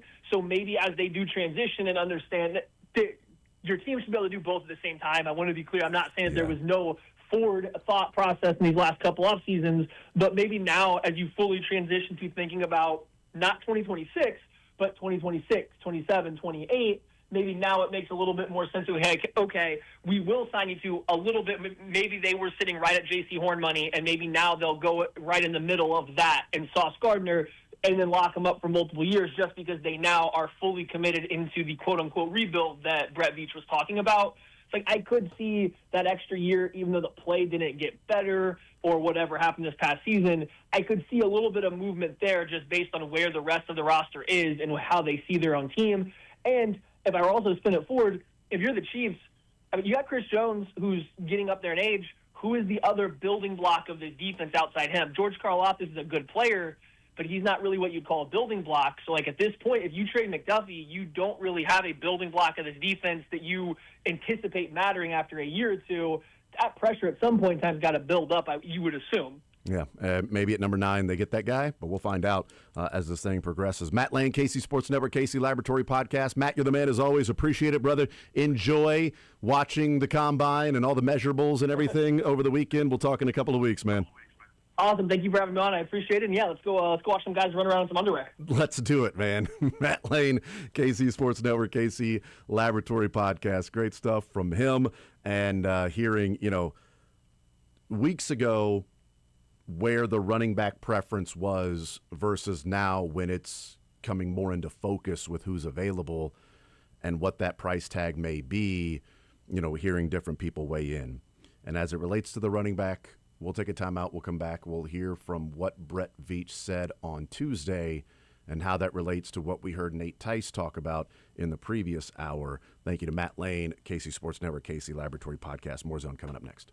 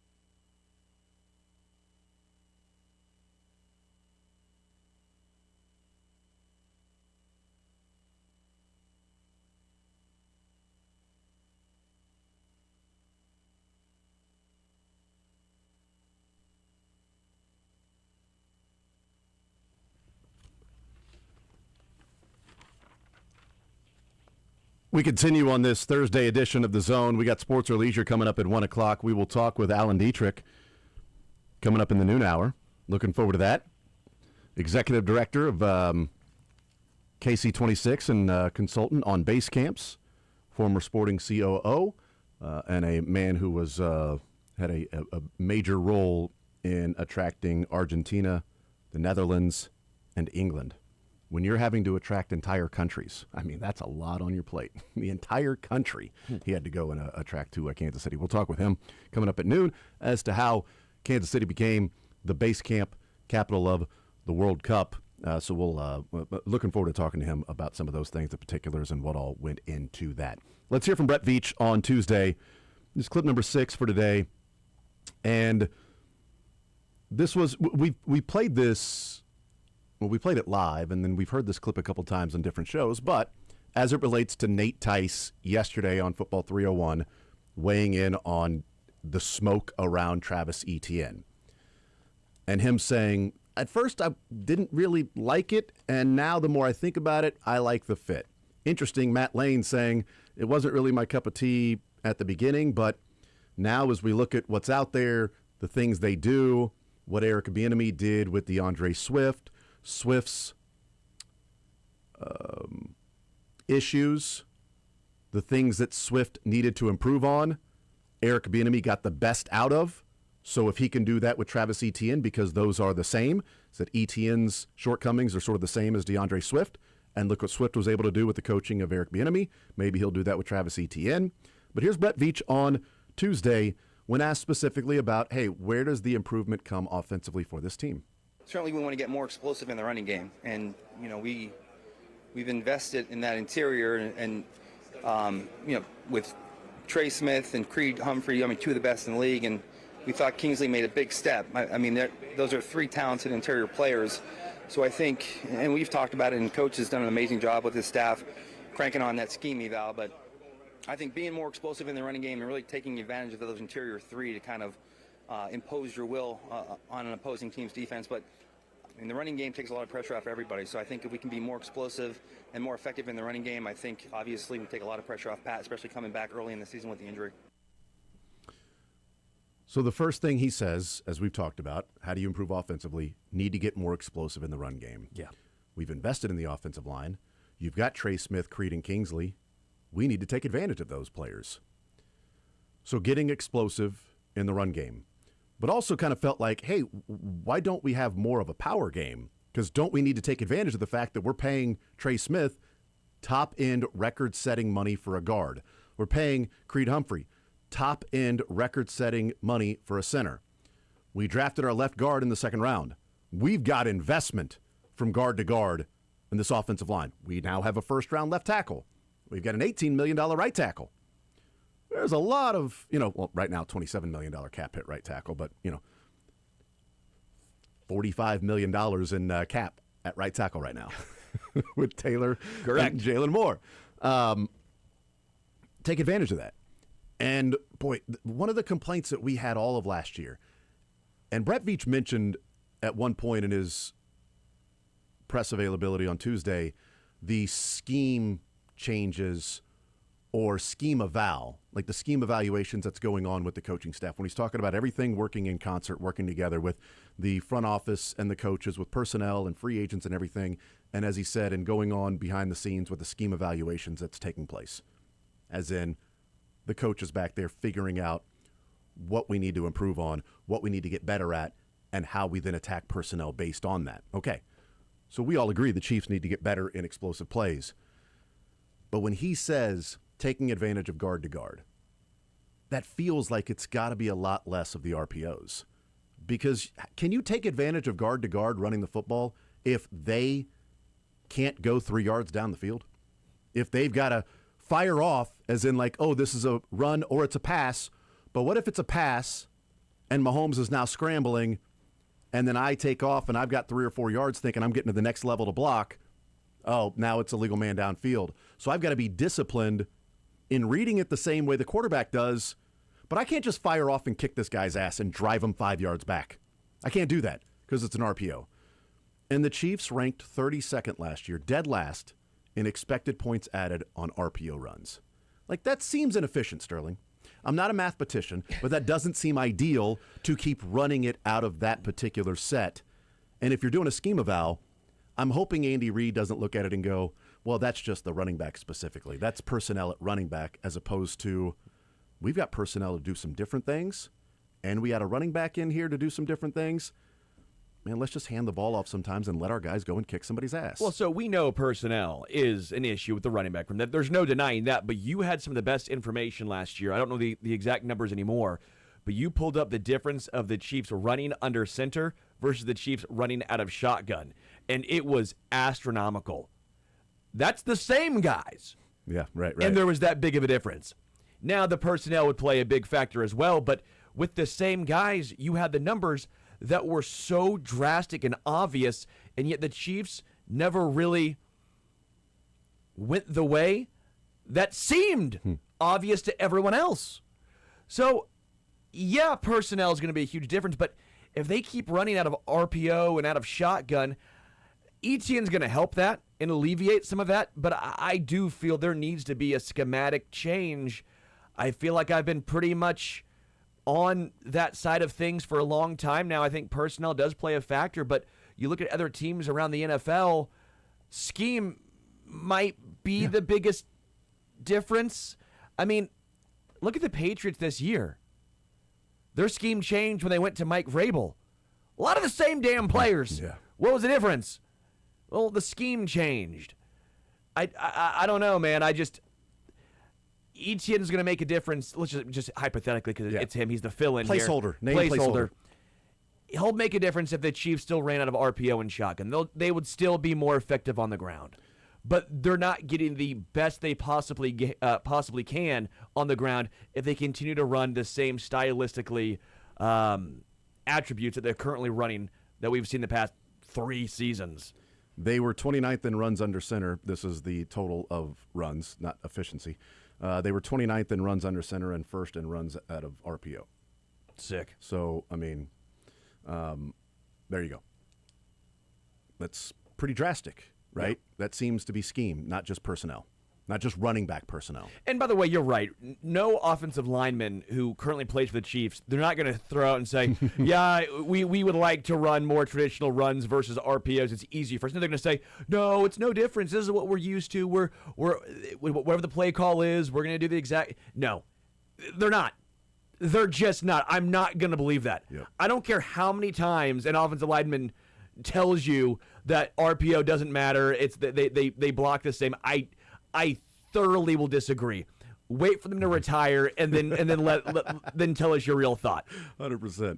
Let's take a timeout. We'll come back. Akeem Mesidor at the Combine yesterday going through the different media interviews, and they'll go through their workouts this afternoon. Defensive line, linebackers. Akeem Mesidor, a 25-year-old defensive end, been in college a while. He was asked yesterday about how NIL changed his perspective and how NIL, or at least how he took advantage of NIL at college. And I love this answer, and I think it shows how a player can maybe separate themselves, whether it's in interviews or the seriousness in which they take their craft. We'll talk about that next.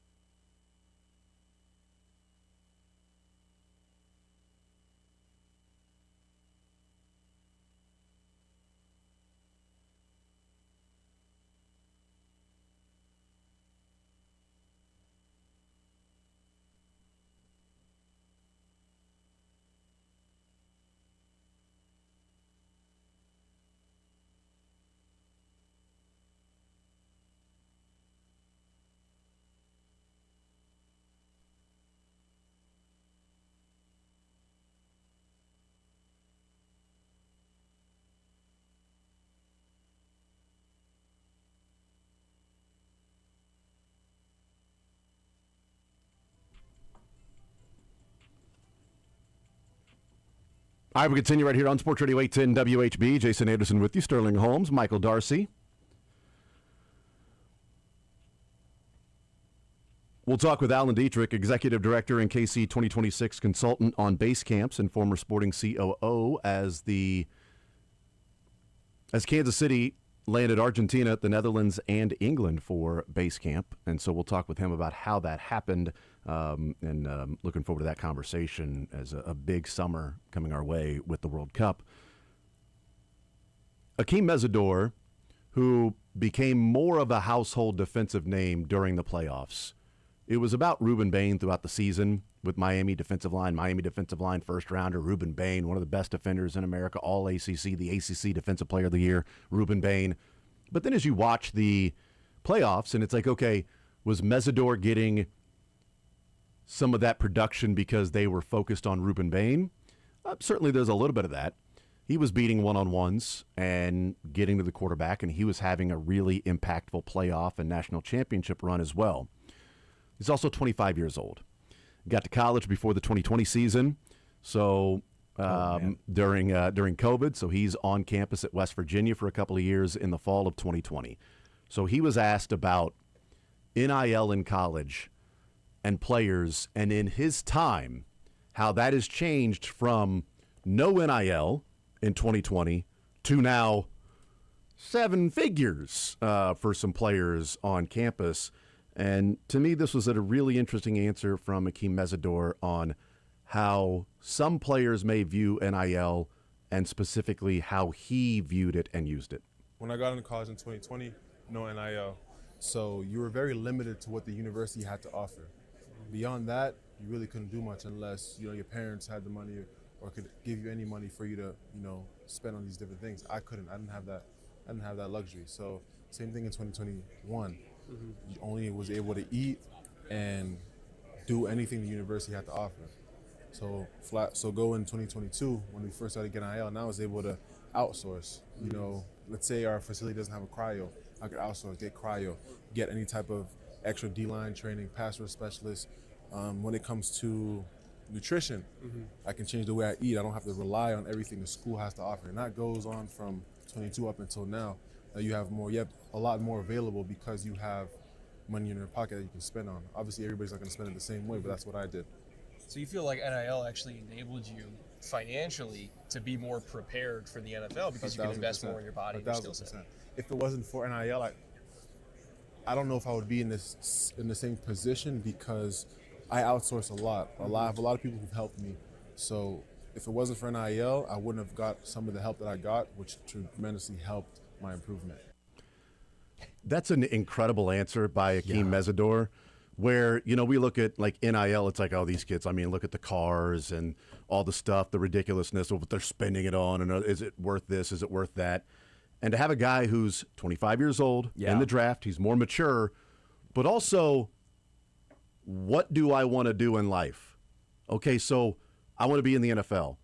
So how do I go and make that happen in the NFL? All right, well, I'm getting money in NIL, but what else can I do? All right, well, do they have a cryogenic chamber that I can go and have my body recover? Okay, well, now I can pay for it. I can pay for specific D-line and pass rush coaching specialists outside of what he's getting at West Virginia and Miami. I can change my entire diet over something that, one, I can meet with nutritionists and pay them and come up with a plan, pay for the food so it's specific to my body, my metabolism, and not, oh, here's what the Miami trainer said to eat and go and put on some weight and go lift weights and do those things. I can work out with a trainer specifically for me, someone that is, again, dedicated specifically to my body type. I can pay that person. Patrick Mahomes, Bobby Stroop, Bobby Witt and his swing coach, Vinny and his swing coach, right? You get NIL now, you can work with some of those things. Players going to Driveline, going to these different things in the off season. Well, they're pros. They have money to do that. And in college, I never thought about it that way, that from eating and whatever nutrition and whatever you need with your body to recover and get better was only what the school had to offer. So if the school had great facilities and things like that, okay, cool, you could take advantage. Now, if you're getting NIL, you can be at a school that doesn't have this or that, but I can supplement that because I've got the money to take care of it. If you're willing to do that, And that in part, when he said everybody spends their money differently, that's just how I invested the money. That is such a phenomenal answer, and what you would want if a guy's older, too, by the way.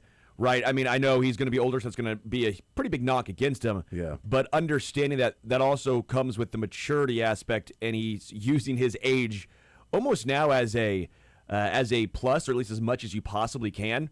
That is huge. Yeah. I cannot imagine any sort of team not falling in love with that answer. Yeah, what did you do with your money in NIL? I spent it on my body to be the best possible player I can be so that I can be in this position to play in the NFL for your team. Okay, then what are you going to do with money? I just told you. Yeah. I just told you what I'm going to do with money. Because, God, who was it the other day that said... the two 18-wheelers. That was the best one. I bought my brother's two 18-wheelers, my mom a house. Yeah. That guy, I want on my team. Right, yeah, that guy, loyal. Right? That guy cares about others. He's taking his money and spending it elsewhere on others to make sure they're benefiting as well. Okay, loyal, good teammate. This guy, dedicated to his craft, whatever it takes, I'm going to get there. Yeah. And my money, I can view it as, I've got money right now, and I can really enjoy life. Or I can certainly do both. I can enjoy life and have some, nice things while making sure that I'm going to give myself the best possible route to get to the NFL. It's current not you looking out for future you. But also what it says is someone who is dedicated to their craft, because you can pay for somebody to be a nutritionist and tell you the food to eat. Sure. Are you going to cook it? Are you going to make it? Are you going to be dedicated to that? Oh, here's a D-line. I got money to go and pay for a D-line and pass rush specialist. Okay, cool. You're going to work at it? Like the videos of Karlaftis and FAU a couple of summers ago working with Tamba in jiu-jitsu, and just the pouring sweat. Just like if you were to pour water on somebody's head, that's what it looked like with FAU and Tamba and George Karlaftis in the ring going through jiu-jitsu moves. Like, it is nonstop. Oh, cool, you can afford to do that. Are you willing to do that, though? Yeah. And when I hear that, it tells me that there's a guy that is going to do whatever it takes to continue to improve his craft. And he got to Miami and he got a lot of money. Cool, you can be content. And Miami, by the way. There is something to be able to do that in Miami. You can spend a lot of money poorly or, great, depending on your perspective, in Miami by being in the NIL, because success can breed contentment. And I think for him, success and NIL bred more success. Yeah. How do I get more? How do I get better? And that's a guy you want on your team, right? You can have the money to do that, but are you willing to do that? It really goes to the old adage that money doesn't change people. You are who you are with or without it. And money, in this instance, gave him the catapult to be the best version of himself. Yeah. To be somebody that he maybe already wanted to be at West Virginia. Because clearly West Virginia had some things, but as he said, I was confined to only what West Virginia was able to offer, or the school. And maybe you're just ignorant to that. Maybe you don't even know that these things are an avenue without the money to go and explore it, where then you have the money and you go, okay, so I need to meet with this. What's the best way for my body to get the best that it could possibly be? And then he says, I wouldn't be here without NIL, because I would have been confined to whatever specific. Clearly, he's used money on doing that, because if he says I wouldn't be here without NIL, it's not that he's just doing what Miami and West Virginia had to offer in making him better and nutrition and workouts and body recovery, that he's clearly spent money outside of that to improve to the level that he says, if I didn't have the money, I wouldn't be standing here right now as a potential first-round pick. Phenomenal NIL story, and that's what the NCAA and NIL should push out there as much as possible, because that story is exactly what you want to see it worked on. If you want to, I know at some point we got to take a break before Allen, but the arm length came down, obviously, from Ruben Bain. Yeah. And I thought this was pretty interesting from Matt Miller on Twitter. Okay, yeah. I heard you alluding to this in the break. I want to hear this. So here's the NFL Scouting Combine arm length measurements for the top 10 sack producers in the 2025 NFL season. Myles Garrett, 35. I'm going to let you know right now, that's the longest. He's a freak. He's a freak. Brian Burns, 33. Danielle Hunter, 34. Aiden Hutchinson, Nick Benito, Tuli Tuipulotu, and Micah Parsons all had 32. Those four. Okay.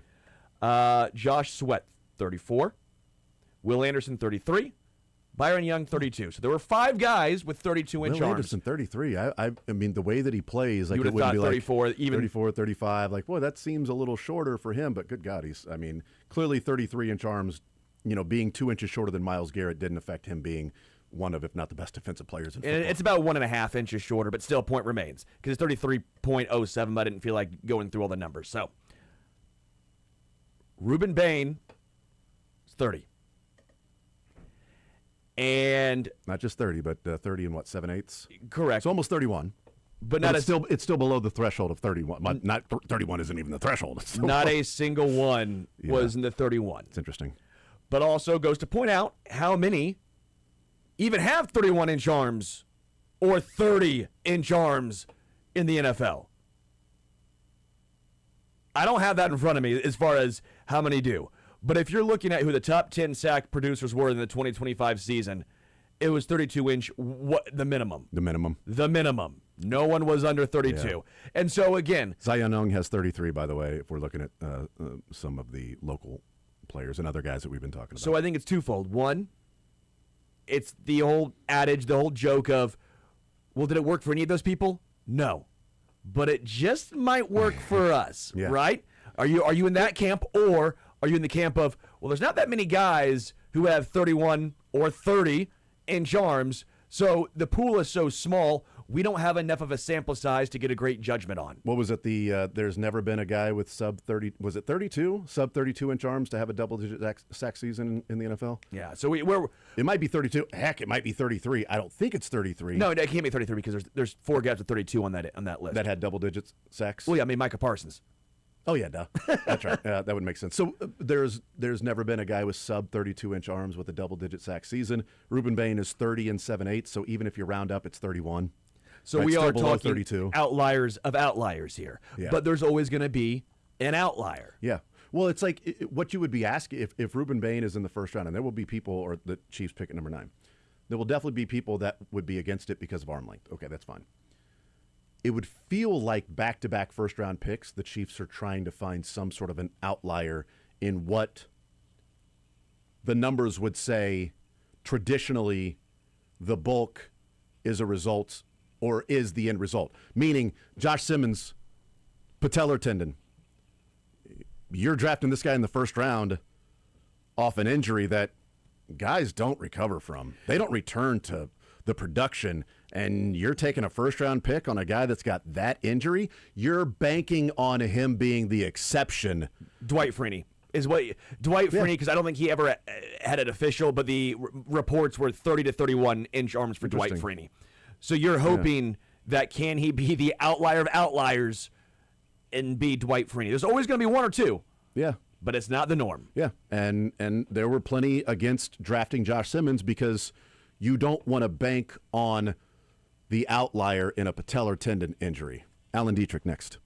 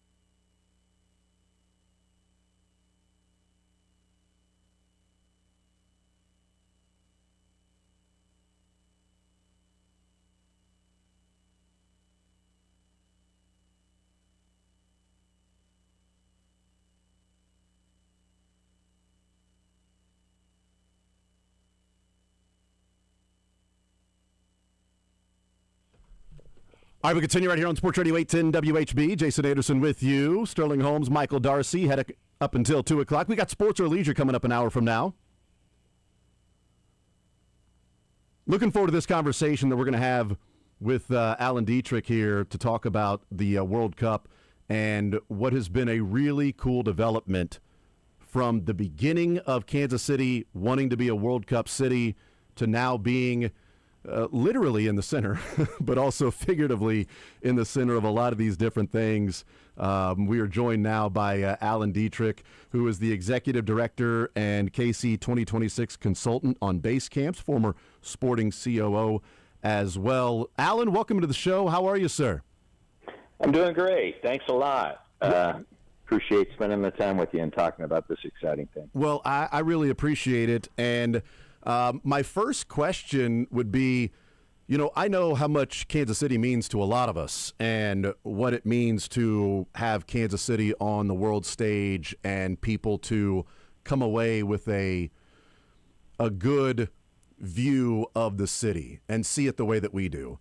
How much pressure do you feel when you're trying to attract different countries to Kansas City to present Kansas City the way that we all know it is, and to land some of these countries, and being a big part of that? How much pressure do you feel as sort of representing the people around Kansas City and how they view it?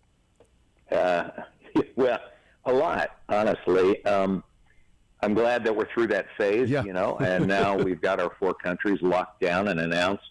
But leading up to that, spent a lot of time with each country that came through, trying to make sure that they saw Kansas City in its best light, but also that they saw how Kansas City would work really well for them. And honestly, each one of them had their own unique and special requirements. And so part of the challenge was figuring out how we could adjust what we have or how we do it to make it fit them so that they saw us as like a really good partner and a solution for all their needs. And so, there were some high-pressure moments for sure, but honestly, it was a lot of fun. We had a great time spending and getting to know these countries and kind of touring them around and talking to them about what they were looking for, and then kind of trying to match up what we've got with what they're looking for. And I think it worked out really well for us. How much of that was when they're coming to town and these representatives of all these different countries that are deciding where they're going to set up their base camp, and some of it is geographical with where they're going to be playing some of their games, but how much, Alan, is there the prep that goes in of knowing what they're looking for?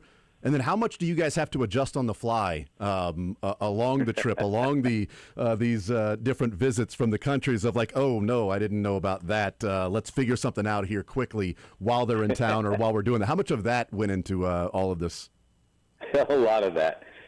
So the process was, for the last 2 years really, was that these countries would work through FIFA and say like, hey, they'd say we want to go to Kansas City. And so FIFA would then contact the hotels and the training facilities and kind of schedule time with them, and the countries would show up and go to those. And in most cities, that's just how it worked.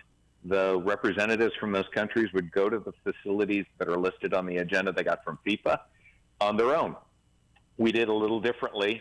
I would interact with FIFA as they were setting the agenda to try and get it, kind of the logistics of going at that point in time to our 3 sites so that it flowed well. And then also, making sure that we had time to do some other things in between, like whether it be meals or seeing something related to that site that I thought would be important. And so we get that set. But then once they're in town and I'm hosting them and I'm going along with them on these visits, then we got into the mode of kind of learning more about what their criteria was or how they felt about that last visit, where they would really open up about the things that they like and dislike, and some of the unique needs that they'd have. And so, as is the case with like Argentina, because they were riding in the car with me, I was driving and texting. I know, not good, but I didn't want, to speak these things, but I was letting the next site ahead know specifically how we should adjust our tour or some of the things that we talked about so that we would position it much better for what they were looking for. And I would say that was part of the fun. not only just getting to know them, but then trying to think through, okay, if we go to this hotel or if we go to this training facility, what should we show, first? Or how should we position this particular area as it relates to something that they need? And of course, our facilities, all of them, our hotels and our training sites were just great at being very receptive to that, adapting what they do, and, making it special for the team. So that was part of the art and the science, I guess, to how these trips went. Is there a specific anecdote that you can share of what Argentina may have wanted or didn't want while you're along for the ride and trying to give a heads up ahead of this tour as the next stop or whatever? Yeah, sure. So I'll give you an anecdote about one of their specifics was they wanted a specific configuration on the hotel room, on each hotel room that the players would be in, and that they wanted all of their players in the same floor. So it doesn't sound that big of a deal, but for a lot of hotels, they may not be able, they just wouldn't have either the room count or the room size to adjust to that specific configuration that Argentina wanted, and the ability to get all of the players on the same floor. So as we were going around, we kind of put that notion, I would send it out to my lead at one of the facilities, and they'd start to try and think through, how could we do this? And I got really creative with it. If it couldn't be on the same floor, was there a way that, through stairwells or elevator access, it could feel like the same floor? Or in another case, literally they are running around and taking a look at the measurements of the room before we got there to say, hey, listen, I know this isn't configured the way you like it, but here's how we could do it. And so that, I think, signaled to Argentina, one, hey, we can make this work exactly the way you want it. But two, even more importantly, is that we care. So we care enough to, try and anticipate your needs, and we'll work very diligently to make this particular space work for you. And I know they appreciated it. I was going to say, it sounds like it would be, coming across to the Argentinians and whether it's the English or the Netherlands, that, look, we're actually honored to have you here. And this isn't okay, sure, you want this and this, we'll try to figure out what we can do for you while you're here in town. No, actually, we are wanting you to be here, and it's our pleasure to do whatever it takes and whatever you need to make sure this is the best possible experience for you. That's certainly what it sounds like, the way that it was probably received to Argentina and maybe any other country that came to visit. Yes, I would say so. I know that there are, I would say definitely to the four that are base camping here. We spent a lot of time with each one of them. But there were a few others that wanted to base camp here that either because of the geography that they were drawn in, for example, France, they really liked Kansas City, but the group that they drew in plays only in the Northeast. Oh, yeah. So they knew that they really wouldn't have a chance to camp here, and, logistically, as well as how FIFA was assigning base camps. Yeah. Another one was Austria. They're actually playing here, but they, knew of the, the kind of the setup of some of the teams that were playing here and their interest in Kansas City. So they realized that was going to make it more difficult. But I would say, yeah, definitely. I would add one other thing to it, was not only that they understood what you just said, that we really wanted them here and that we were going to do whatever it took to make it work for them. But the other thing was they were clearly aware of kind of the movements of the other teams. And so they also trusted us to be able to handle 3 top 10 teams in our city, which no other city for World Cup is doing. So under that, scenario, they also said, hey, listen, you can handle 3 big teams here. We believe you can. And we're gonna put our step forward because we want to be with you. If I told you before this whole process started that, hey, you're going to have to host 3 top seeds, would you have felt like the capability was there? And, because hosting 1 top seed, hosting 2 top seeds, but then when England is like, we don't care, we're still coming to Kansas City. It's our number 1 preference, even if it's not Sporting or Current. We can see what's going on at Swope and some of those things. Would you have been taken aback and surprised that we could find the way to accommodate and host 3 of the top seeds in the World Cup? Well, I tell you, I do believe that we've got the capability to handle it. And I'll tell you why, because we've got really solid sports organizations that are handling this. KU, Sporting, KC Current, all of them have experience to be able to handle that component of it. So that wouldn't have been surprised, but I'll tell you what was the surprise. The surprise was that we got 3 top 10 plus another great team, Algeria. Yeah.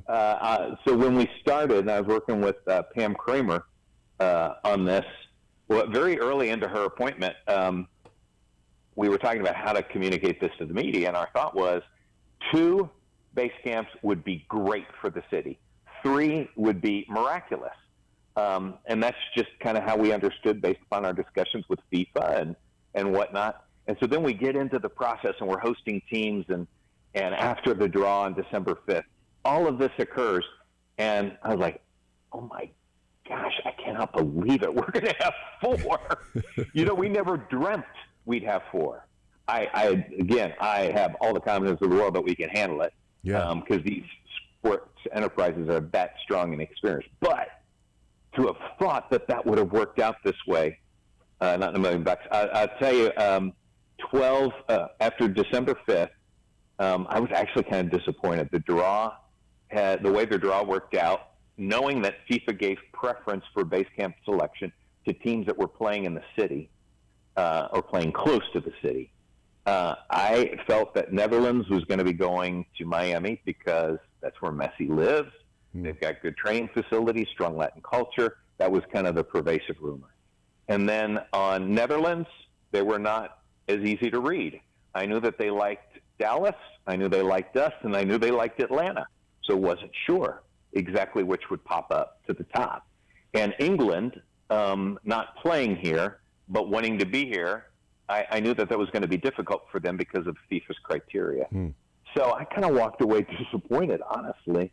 But looking back on it, especially that month after December 5th, through the holidays and into the first week in January, we were doing everything we could. And at the end of that, it's like, I can't believe it worked out this great. It's unbelievable because, Alan Dietrich is our guest, executive director and KC 2026 consultant on the base camps and former Sporting COO.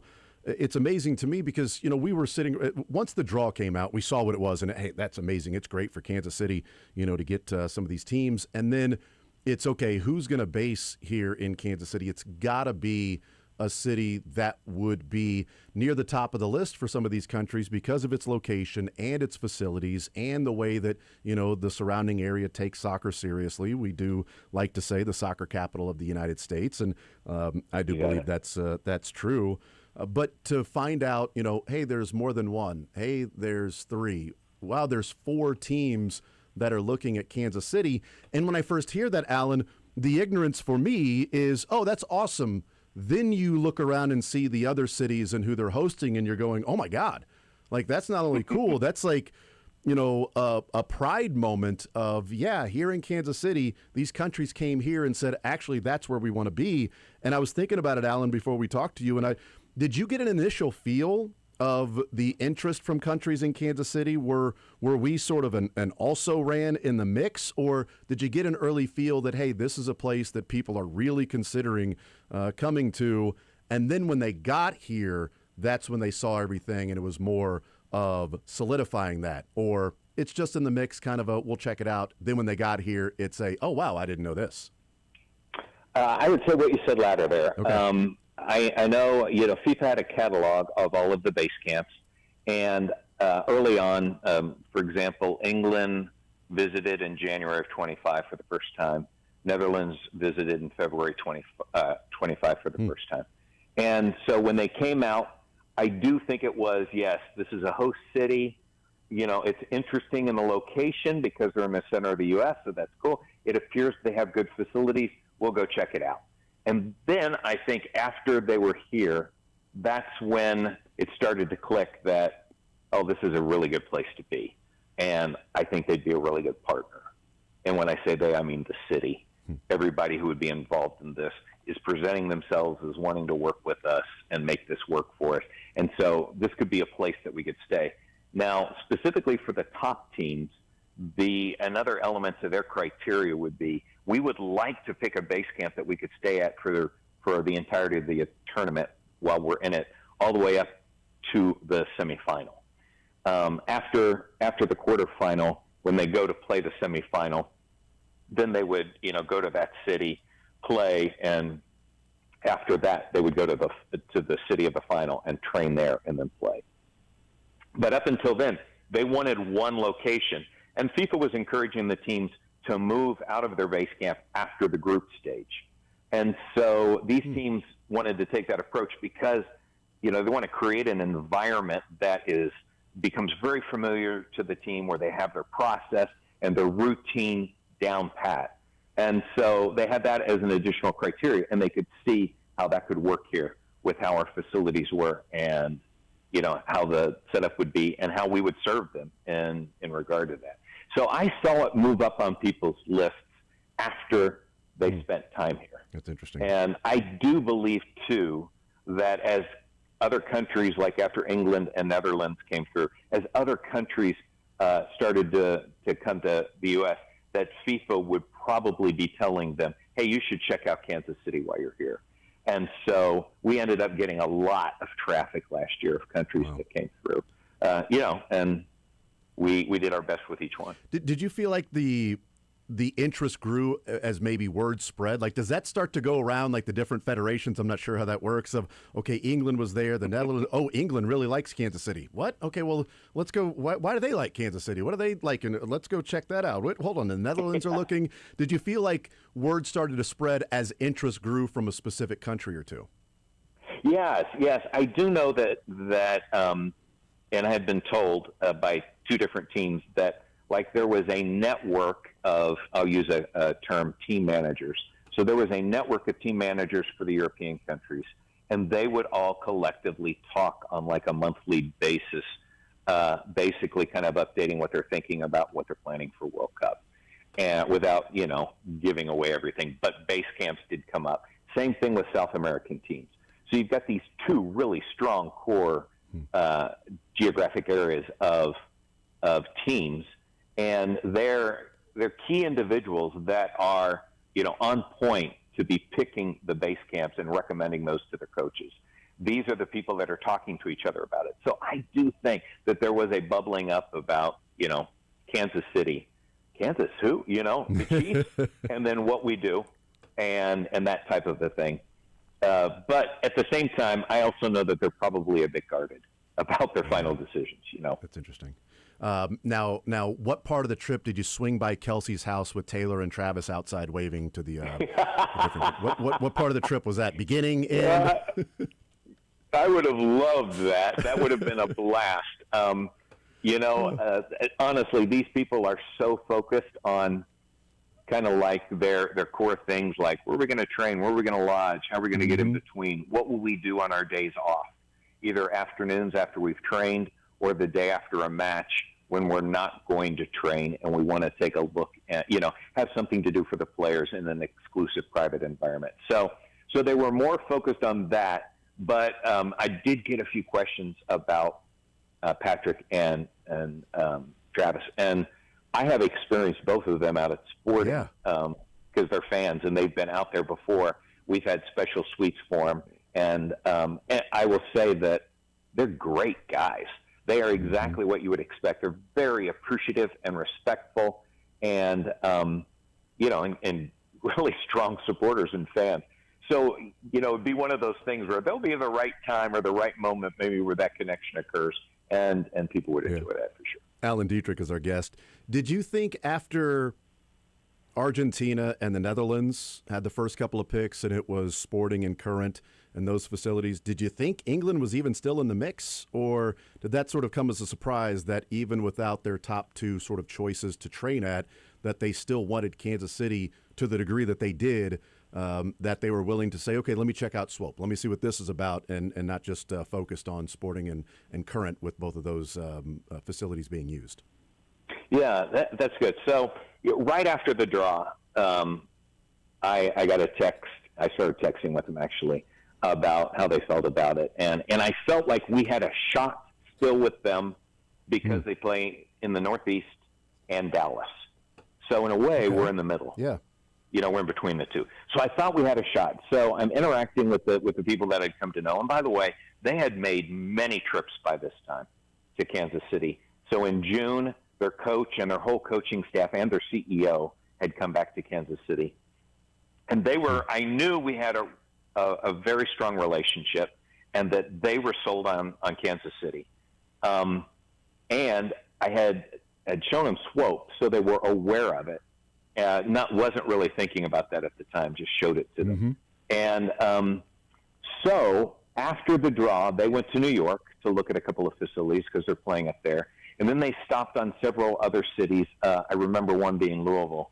I can't recall the other, but some of those cities that have approved base camps, but they aren't host cities. And then they said, hey, we want to swing through Kansas City one more time.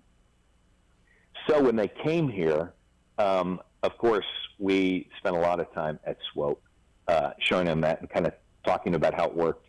And the coach in particular really liked Swope. He likes the way it's laid out. He likes the player flow.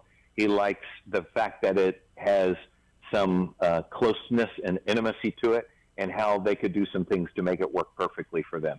So after that trip, that's when I thought, wow, I think they may come back and ask for Swope. I could see in his eyes that he could see it, that it was going to work and that he was really comfortable with us. And so then it was less than a week and they called back and they said, hey, would you guys be willing to do Swope? And of course we ran the checks and everybody was thumbs up. Yes, we want England here. Did you immediately respond yes and then figure out if we can do it? Oh, wow. Yeah, I don't know who's listening to this. Probably a lot of people. And I will say yes, I did say that. Yes! And then I hang up and I'm like, okay, yeah. Right. I need to tell people. All right. Now how do I over-deliver? Because I just promised, but we're going to have to make sure that we come through with this for these different countries. I'll tell you, looking at the different cities and where teams are going, I'm prideful, surprised, but also not at the same time because we know about Kansas City and to see these teams. What do you think that does for the local tourism of Kansas City by landing these particular pretty significant power countries in the World Cup? Well, I think it's actually going to be huge. So 2 weeks ago, the Argentinian consulate was in town, and he was making his projections for Argentinian fans who are going to be here really for as long as their team is in the tournament. And because they play their opener here, right? They're the reigning champs. Messi sold out Arrowhead the last time he played there with Miami. And so they looked at what they had done at the prior World Cup in terms of fans traveling to that country. And they are projecting 100,000 Argentinian fans to be in Kansas City for this time, which is huge because you add that number to the number of people that are coming in here to watch a specific match at Arrowhead, and it's basically like a doubling effect. Then you take into consideration England, and they will have a component of their fan base come here, even though they don't play here. Won't be, like the Argentinian component to it. Netherlands will, because they have a large fan base.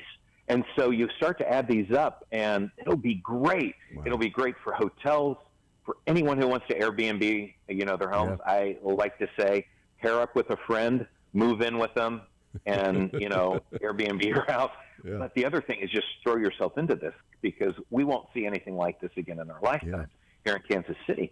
So go to FanFest, go to bars, go to restaurants, go to Power and Light, go out to the stadium. And to watch parties, just fully absorb it. But I would suspect that the economic upturn for all of these small businesses is going to be dramatic. Yeah, I would like to Airbnb, but I'm actually doing my best friend. One of my best friends lives in Louisville, covers soccer for different websites, and is a huge fan. Travels to Europe to watch matches, and just that big of a fan. So when Kansas City was named a city, he's like, "All right, cool. I'll see you for about 2 or 3 weeks." there. And so he's already planning where he's going to be traveling and doing, but it's all with the base camp of my house. So I do have a base camp visitor as well in our guest bedroom that week. So it'll be tough to break the news to him that I've Airbnb'd the house and he's going to have to find someone else to stay. So. Yes, I will say that I'm doing the same thing. I have 2 high school friends, 1 college friend. Yes. And my oldest son lives in Dallas, and they're all going to be here for it. So, we'll be cozy. Yes, absolutely. Alan Dietrich, Executive Director and KC 2026 Consultant on base camps. I will just say on behalf of Kansas City and those of us that view it in the light that I think, thankfully, other countries are viewing it in, thank you for the work that you put in, because I know it couldn't have been easy, and I know it had to be stressful behind the scenes, and certainly seeing these countries choose Kansas City, I'm imagining it had to feel all worth it. And I can only imagine the pride you feel in the work that everybody did behind the scenes to land these countries and to see other cities around that have 1, maybe 2, and we've got 3 top seeds here because of the work that everybody did in showing off what we feel like our great city has to offer. Oh, well, thank you. That's very kind. I tell you that I loved it. This is probably the highlight of my career was the opportunity to do this. I have loved being a consultant to KC 2026 because they are, working everything in the city as it relates to World Cup. And so being able to take this part and just drive it, but having their support all the way and all these facilities. I mean, gosh, if I could list off all the hotels that have just put their best foot forward for Kansas City and for these teams, as well as the training facilities. I mean, it was a team effort. And someone said the other day that they said, we call ourselves the soccer capital of America, and we believe it because of our facilities and our teams and our rich history, right? We got picked to be a host city for World Cup, and some of the other cities across the nation that didn't get picked were kind of scratching their heads like, how did you guys get picked as a host city and we didn't? And I would say that it was our facilities location and the great job we did dealing with FIFA when they came to visit. But now with this, my friend was saying, this is the sign that we are the soccer capital of America, because we have 3 top teams in the world picking us as their base camp. And so that's just evidence. I kind of like that. I think that makes sense. 100%. I'm with you. And I think I would hope that everybody's aligned in knowing that wouldn't have happened without the great work behind the scenes that you and your staff and everybody was doing to make sure that they knew what we had to offer. And there's a reason we do consider ourselves the soccer capital of America, and to show that off. So thank you for that. And it's awesome and fun talking to you about the experience, about talking to these different countries, and England visiting in January of 2025, and it's a year later and all of that. So thank you so much for joining us, and thank you for the work that everybody did behind the scenes for putting our city on the world stage. Well, absolutely. And thank you for including me in here. I've really enjoyed it. Absolutely. There's Alan Dietrich, Executive Director and KC 2026 Consultant on base camps, former sporting COO. Really enjoyed that. I mean, when we found out, hey, this country is looking at base camping in Kansas City. Oh, that's awesome. Got one. Well, this country is looking at it. Oh, amazing. This country it's like, wow, okay, so how does it make sense? Centrally located, we got the facilities, but then you start to find out all the behind the scenes details as to how that came about. Was pretty awesome. I want to talk a little bit more about some things that we heard from there, and how ultimately we ended up with 3 of these top seeds. We'll do that on the other side of the break. More Zone next.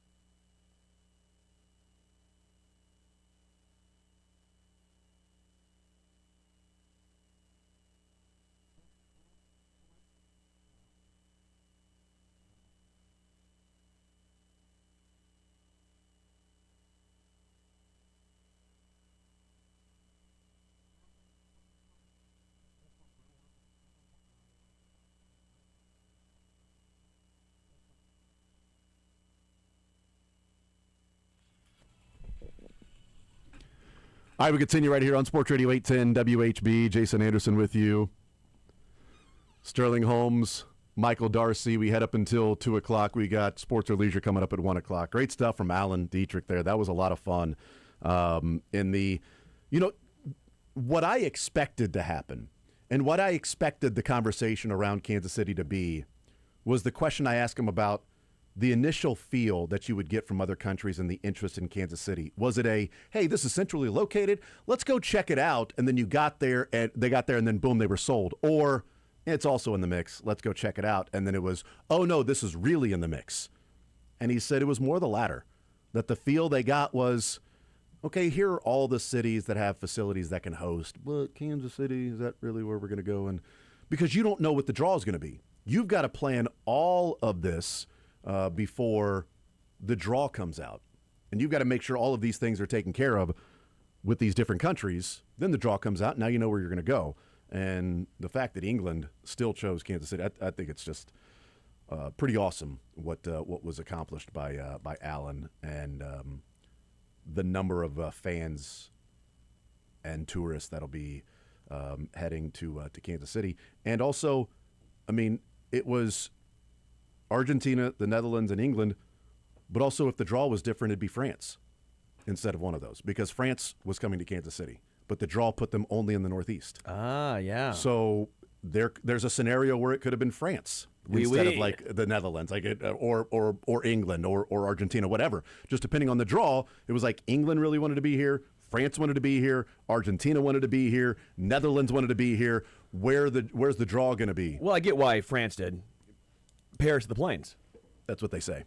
They do, because all the fountains, everything. Kansas City is at Paris of the Plains. That's right. It makes sense. Yes. Of course they wanted to be here. Austria, let's put another shrimp on the barbie. Also would have liked to have Kansas City. So that was really cool. And dating back to January of 2025 when England visited for the first time. And then their entire staff came back in June with the coaches and the coaching staff and everybody that was in charge of that. Came back in June, and that's when they said, "Okay, we're coming to Kansas City." They're like, "Guys, this place is we're good, pretty cool. We're good in being here." So that was fun talking with Alan Dietrich, executive director and KC 2026 consultant on base camps, former sporting COO, as to how Kansas City landed a number of those countries. So this came across my timeline last night, Sterling, and I missed it on Tuesday. Tuesday night was the Spurrier Awards down in Gainesville. So let me set the scene here. The Spurrier Awards in Gainesville for different college football players. Ellis Robinson, I think, the freshman defensive back for Georgia, won Freshman of the Year. Carson Beck won an award there. So you've got all these different coaches that come together for the Spurrier Awards. I guess they play golf and stuff like that, and people just, Spurrier says, hey, let's get together. People are probably going to get together with somebody like Spurrier that seems like he might have a good time hanging out with everybody. So it brings people together, and before they bring up the award winner, they have the coach talk. Kirby Smart was the first one, as his player won Freshman of the Year. So Kirby Smart gets up there to talk about his player, but also views it, I guess, because he's done this before, as a little bit of open mic night. So this first clip we're going to play is Kirby Smart, who led off the night of those coaches that are introducing their players and talking about their particular players. His Freshman of the Year, his player, is there with his family, mom and dad, and he starts off talking about mom and dad celebrating 50th birthdays and who got the more extravagant 50th birthday, mom or dad, and mom obviously getting that. But that's the backdrop and the start as he's on stage. Summerall, the Florida new head coach, is there in the front row, and other coaches are out there as well, including Mario Cristobal, the head coach of Miami that we know. So when you hear Summerall, that's the Florida head coach, the new Florida head coach. So here is Kirby Smart at the Spurrier Awards on Tuesday night talking about his freshman and beginning with the birthday parties with his mom and dad and how that then went into open mic night and a roast. They were going back and forth about the 50th birthday party he got and the 50th birthday party she got, and it wasn't quite the same. Mama wins out when it comes to that, but we probably sponsored that trip with all the NIL money we spent, so I promise you that's a good, safe bet, but that's all right. They deserve it. Mario's right behind him, and if it had been up to him, he would have paid a lot more NIL money because it came down to us, too, so I don't like you being real close to Mario right now. You know what I'm saying? He's still got another year left. Got to be careful around Mario. Sometimes he'll take your players, if you know what I mean. But, no, I'm just kidding. It's all right. I was talking to Mario earlier, and he came up to me, and he gave me a Lane Kiffin joke. And he and Lane are very similar in a lot of ways. They're like best friends. And he came up to me, he's like, you ought to start getting on some protein shakes. You've had too many carbs. And I said, well, you probably ought to spend some time with Steve Spurrier because he won more conference championships at Duke than you have in Miami. So Coach Spurrier and him got to visit some. I don't know why you're over here laughing too now. Coach Summerall, I got to ask you a question. I'm out. Is your daughter is a realtor? Did I hear that right? Is she the best realtor in Gainesville? Yeah. One of the best. Okay. Well, you're the fourth coach I've played since being at Georgia, so she's getting a lot of money sold houses. She's going through them. And I have tremendous respect for this town. I had no idea how great a basketball town this really was. You know what I mean? I guess they made me go first because they didn't want the Colorado coach to come up and talk, so I ate up enough time. And I got to get out of here before Mario goes because I don't want to hear any from him. So, the realtor was Steve Spurrier's daughter. Yeah. So he was asking, he looked over at Spurrier and said, I got to ask you a question. Your daughter's a realtor. She's the best in town. And you could hear in the background a little bit, by the way, when somebody goes, yes, and then Spurrier goes, one of the best. And somebody goes, Dad! Yeah. That was great. Well, she must be making a lot of money because that's the Summerall, you're the fourth coach I've coached against here since I've been at Georgia. She's making a lot of money selling houses.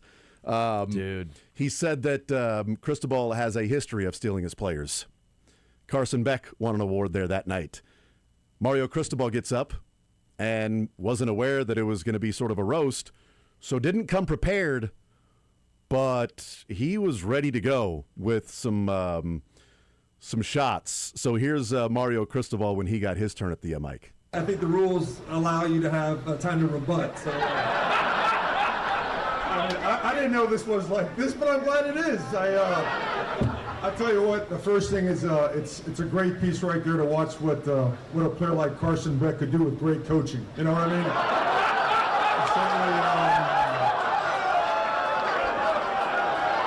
But no, seriously, let's give it up for Kirby Smart. Let's give it up for Kirby Smart. I mean, if it wasn't for all his years of pre-NIL, we wouldn't have NIL right now anyways, right? So, but did you reach the podium here? I don't know. I don't remember that. Robinson family, great seeing you. We leave at 9:30 on the Real Jet, okay? We have more than one restaurant in Miami as opposed to Athens, but we know we can get to that. But certainly appreciate being here. I know I could go on for a little bit now, you know. But no, you got to give a guy like Kirby credit. You know, I mean, when you have all that time to sit at home watching us play on TV throughout the playoffs, when you don't take care of business, you know. But congratulations on the SEC and the championship. That's awesome. We were 5-0 against the SEC. I don't know what you were, but man, I'm in enemy territory too. I got a feeling some of you are on Kirby's side. But no, you guys are super professional. I never felt so welcome in enemy territory, except last year at the Swamp, 41-17. But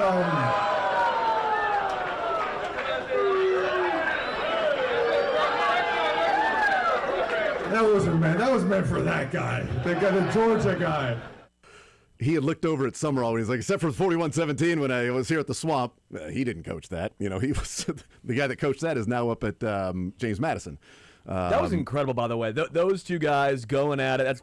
Also, Kirby Smart's not that short. He's 5'11". I know, but he was like, but Cristobal's a big man. 6'4". Did you reach the podium up here, That's Kirby? great. Did you reach the podium? Hey, Robinson family, the real jet leaves at 9:30. Okay, the real jet at Miami. We got more than one restaurant than in Athens. If you want to ride with us, it was a cool piece. It's good to see what Carson Beck can do with great coaching. That was great, man. That was fun, man. Those guys, we need more roasts.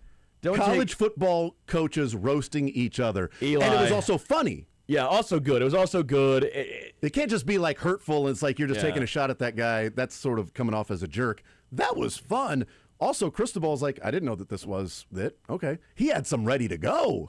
How do we think Eli would do in this? I feel like Eli gets roasted a lot. I think Eli would get roasted more than he would offer some roast. Because Eli seems like he could offer roasts. Yes. But I think everyone's taking a shot at Eli. I think everybody would go at him. Yeah. But maybe he's a guy that you expect to be good at roasting. I do expect him to be good. So maybe you don't take a shot at him because you're hoping just to slide under his radar. Yeah, it's combo. I think he's going to be very good at roasting, but I think he's going to get roasted a lot. He's Cristobal wasn't going at other coaches. No. He was only going at Kirby because Kirby went at Cristobal. Yeah. So then Cristobal responded in kind to Kirby Smart. Where was the full video of this? Where's the full... It's on YouTube. Kirby Smart was up there for like 10 minutes, but it was cut up. So I didn't see like the full on Spurrier awards. Didn't even know they existed until the clip of Cristobal going at Kirby. Because I saw the clip of Cristobal taking shots at Kirby, and I'm like, whoa. Is this like a coach's roast? Like, what is this thing? And I'm like, Spurrier sitting up there with them, and what's the deal here? If you have a guy sitting down, of course it turns into a roast. That's just the fact. That's just what happens. Well, Spurrier it was where Jeff Ross came out. That's right. Yeah, Spurrier was just sitting on a bench, like a bar stool or something, and the coaches were standing up and talking. So Spurrier's just sitting there enjoying it and not saying much except for his daughter's one of the best realtors, not the best realtor in Gainesville. Dad. But they both, by the way, you're on the background. That was funny. They both end up taking shots at Florida. Like, it's in Gainesville. I didn't realize how big of a basketball town this was. That was good, dude. In Gainesville. Hell of a line. Yeah. And then Cristobal, like, I'm in enemy territory. I've never felt so welcome. Oh, except last year, 41-17 at the Swamp. That was pretty welcoming. It was good. It was fun. Let's take a timeout. We'll come back, continue rolling, and wrapping up this hour. We've got Sports or Leisure at 1 o'clock. We think Bill Self, how would he do in a roast? I think Bill Self would go at some people. I think people would be scared to go at Bill Self. You just call him soft. I was thinking about Lance versus Eli. That would be fun because I don't think Lance is throwing shots. I think he's taking shots, but I think it'd be interesting. This guy, Eli, he likes to talk, but doesn't like to win much. but no. Dennis is a nice guy. He just doesn't beat us recently. Well, last year, but that doesn't really count. That team sucked. No. But he's taking shots at his own guys. I liked those guys. He just starts going in on Darren Peterson, Hunter Dickinson. Give it up for Bill Self. He showed up even with cramps. Good for him. It could be one of those things. Yeah, it's pretty good. All right, Dennis Gates is here. Nice to see you finally won a game in the SEC after a couple of years ago. That's good that you still have a job. All right, let's take a timeout. We'll come back. I do want to play a clip from Jay Billis. Was on with Jerome Tang's here. Oh, no, he's not. No. Oh, wow. He's there in every post-game press conference, Jerome Tang is, for K-State so far. Every single post-game press conference, Driscoll has brought up Jerome Tang. Last night, unprompted, about how your team has responded. Well, it really started in Houston. You know, what these guys have gone through, and, you know, with Coach Tang, the way that he's the way that he handled everything, you know, that's really what's every single post-game Driscoll has talked about Jerome Tang. Unprompted or not. So he is still here. We'll take a timeout. We'll come back. Jay Billis was on Mad Dog and offered his commentary on college basketball coaches' post-game pressers that a lot of us watching the pressers are like, you know what? Thank you. Somebody that's around them that would actually have to interact with them face-to-face and not be like, oh, you're covering the team, so you can't really say anything. We'll hear what Jay Billis has to say about some of the post-game press conferences from coaches prompted by the Mick Cronin. Are you raising your voice at me? press conference that took place last week. We'll take a timeout. More Zone next.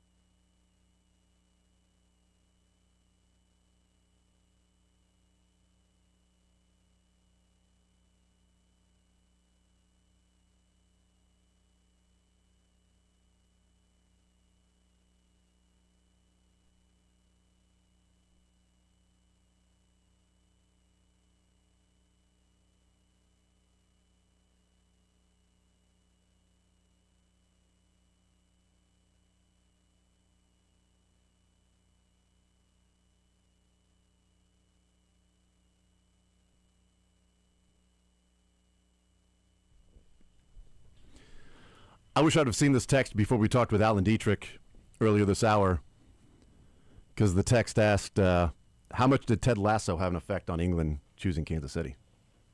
That's an interesting question. They see me with a mustache. No. Is that any guy with a mustache? Is that Ted Lasso? No, but see, the actual Ted Lasso is in Kansas City. You know that, right? Well, yeah, Sudeikis. I know. I'm the actual guy, Ted Lasso. No, I'm saying it'd be very funny if every English person's like, with There he the is. guy with the mustache. Oh, Lasso, eh? Ted Lasso, eh? Or this guy's a wannabe Ted Lasso. Everybody's trying to be Ted Lasso. Yeah, over here. do they think that? Any guy They with do. a mustache, anytime I see like a top hat, I'm just like, you're trying to be the 1800s. That's exactly right. Yes. Okay. Look, Lincoln would like his style back. Thanks. Let's hear from Jay Billis. He was on Mad Dog Sports Radio with Mad Dog, and was asked about this was the question was around Mick Cronin and the press conference there. But here's Jay Billis weighing in on college basketball coaches and some of their losing press conferences, not after a win, but press conferences they have in a loss. I really didn't like the press conference thing. I thought it was kind of petulant and unnecessary, and for the life of me, and this goes beyond Mick, I can't understand why so many of these coaches go into these press conferences. Like, why does Iowa State's T.J. Otzelberger and Bill Self at Kansas, how can they go into these press conferences after getting it handed to them and behave themselves? It's not that hard. What do they expect, that they're in a multi-billion-dollar entertainment industry and nobody's going to be interested? And I'm okay with the feeling that the media doesn't understand basketball the same way the coaches do. Congratulations. When I go into a restaurant, I'm not a chef, but I get to opine on the meal. I'm paying for it. I get to opine on it. And I don't see why this is so difficult. And, I understand, hey, I'm a competitor, but the competition's over. And now it's time to talk about it. And it's not that hard. Like, they win and they're nightclub comics, and they lose and they can be petty at times. And I think hopefully, I felt really good that Mick apologized about the whole thing. And to me, it's over. But I guess I'm talking more broadly and globally on this, that these things aren't that hard. There's no reason to act that way. If you don't like a question, just say, look, I'd prefer not to answer that. Whatever. It's not that big of a deal. I mean, it's just, we could say it all we want, but I think Jay Billis, having more of a weight to it. Yeah. Being around college basketball, his life is college basketball. It's not like a fly-by-night, okay, well, here's the media in town it's for not this game. someone in media saying it. Well, I mean, he is now, but it's not someone who was traditionally only in media. Yeah, the guy's been around the game for a long time, and he's absolutely right. Their coaches, Rick Pitino, after a win, will be a stand-up comic at a nightclub and will just hold court. Any other questions? Anybody else got any other questions? Anything else? Anything? Especially if it's a big game that is covered nationally by a bunch of media members and they win. Oh, my God. I mean, he's the greatest guy you've ever been around. If it's a smaller group of media and only the local media and it's a loss, AH. Just quick, screw. It's just, not every time. But there are certain times when he's just, whatever question you ask, he's going to come right back at you just to take his frustrations out on you. But he's totally right. You win, oh, stand up. You lose, oh, now I'm a jerk. And it's a great point. Why can TJ Otzelberger and Bill Self, among others, I think that those are pretty good examples because they play high-level basketball games and you're competitive. And when you lose, it's a high-level loss that everybody's watching. And you're trying to win a national title. Did Bill Self go off after the Cincinnati loss and start blaming everyone and being a bleep? No, I mean, the only thing he said was when he was asked about Flory saying to take him serious, and he was like, I don't buy into that. Yeah. I don't need any of that bleep. That's not what this was. That's taken away from Cincinnati. They kicked our ass. They played great. We played in a way that allowed them to play, but they played great. Give them credit. It had nothing to do with taking a team seriously or not. That's the only time you've heard like some sort of an outburst of a curse word and saying bleep. And Otzelberger, after a home loss of like double digits, sat there and said, "This is unacceptable. This isn't good enough. This is my fault. How we played today, that's on me. Not good enough to do. Not screw you question. Yeah. You don't ask me a question like that. Like, okay, who cares what the fans were chanting at the player? All right, whatever. Bad question, good question, whatever. It's like, I don't really, honestly, I don't care what they were chanting at him. Don't care. It didn't affect the outcome of this game. Doesn't matter to me. We lost this game. We got our butts kicked, and that's a problem. And we got to get it figured out as to why we're playing in a certain way. But what they were chanting at him, don't care. Next question. I like the philosophy of the restaurant, where it's the media's because they're not going to know what's every little thing behind the scenes of the team, even if you're there every day. You're not. Is this a reverse sear? Yeah, but like you won't know you won't know every little nuance with the team because there's only certain things you find out in the locker room and being around the guys every single day and what is going through the coach's mind, right? But at the same time, their job is to cover. That's what they do. They're trying to be the mouthpiece to help fans learn more about what was going on in that situation. And if you are eating at a restaurant, sure, you're not the chef. Right. You don't know what went behind it, but your job is to eat and pay for it. You should be able to have an opinion on said thing. I don't know. I don't think the steak was all that good. Have you ever worked in a kitchen and made a steak? Yeah. Have you ever done this when there's 15 different steak orders coming in? If you haven't done that, then shut your mouth about the steak and just eat it. You're lucky. You're lucky we even made the steak for you. That I'm here working for you. You're the one coming to my restaurant. You're coming to my restaurant, getting my steak, and then challenging how good it was. Are you raising your voice at me? No. Yes, you. No. Like Come on, dude. We got cameras here. It'd be the same thing. Everybody just heard you. Everybody heard you. Yes, Mick, they heard him not raise his voice at you. Everybody heard you be a petulant child. Are we talking Schaefer or Cronin? Yes.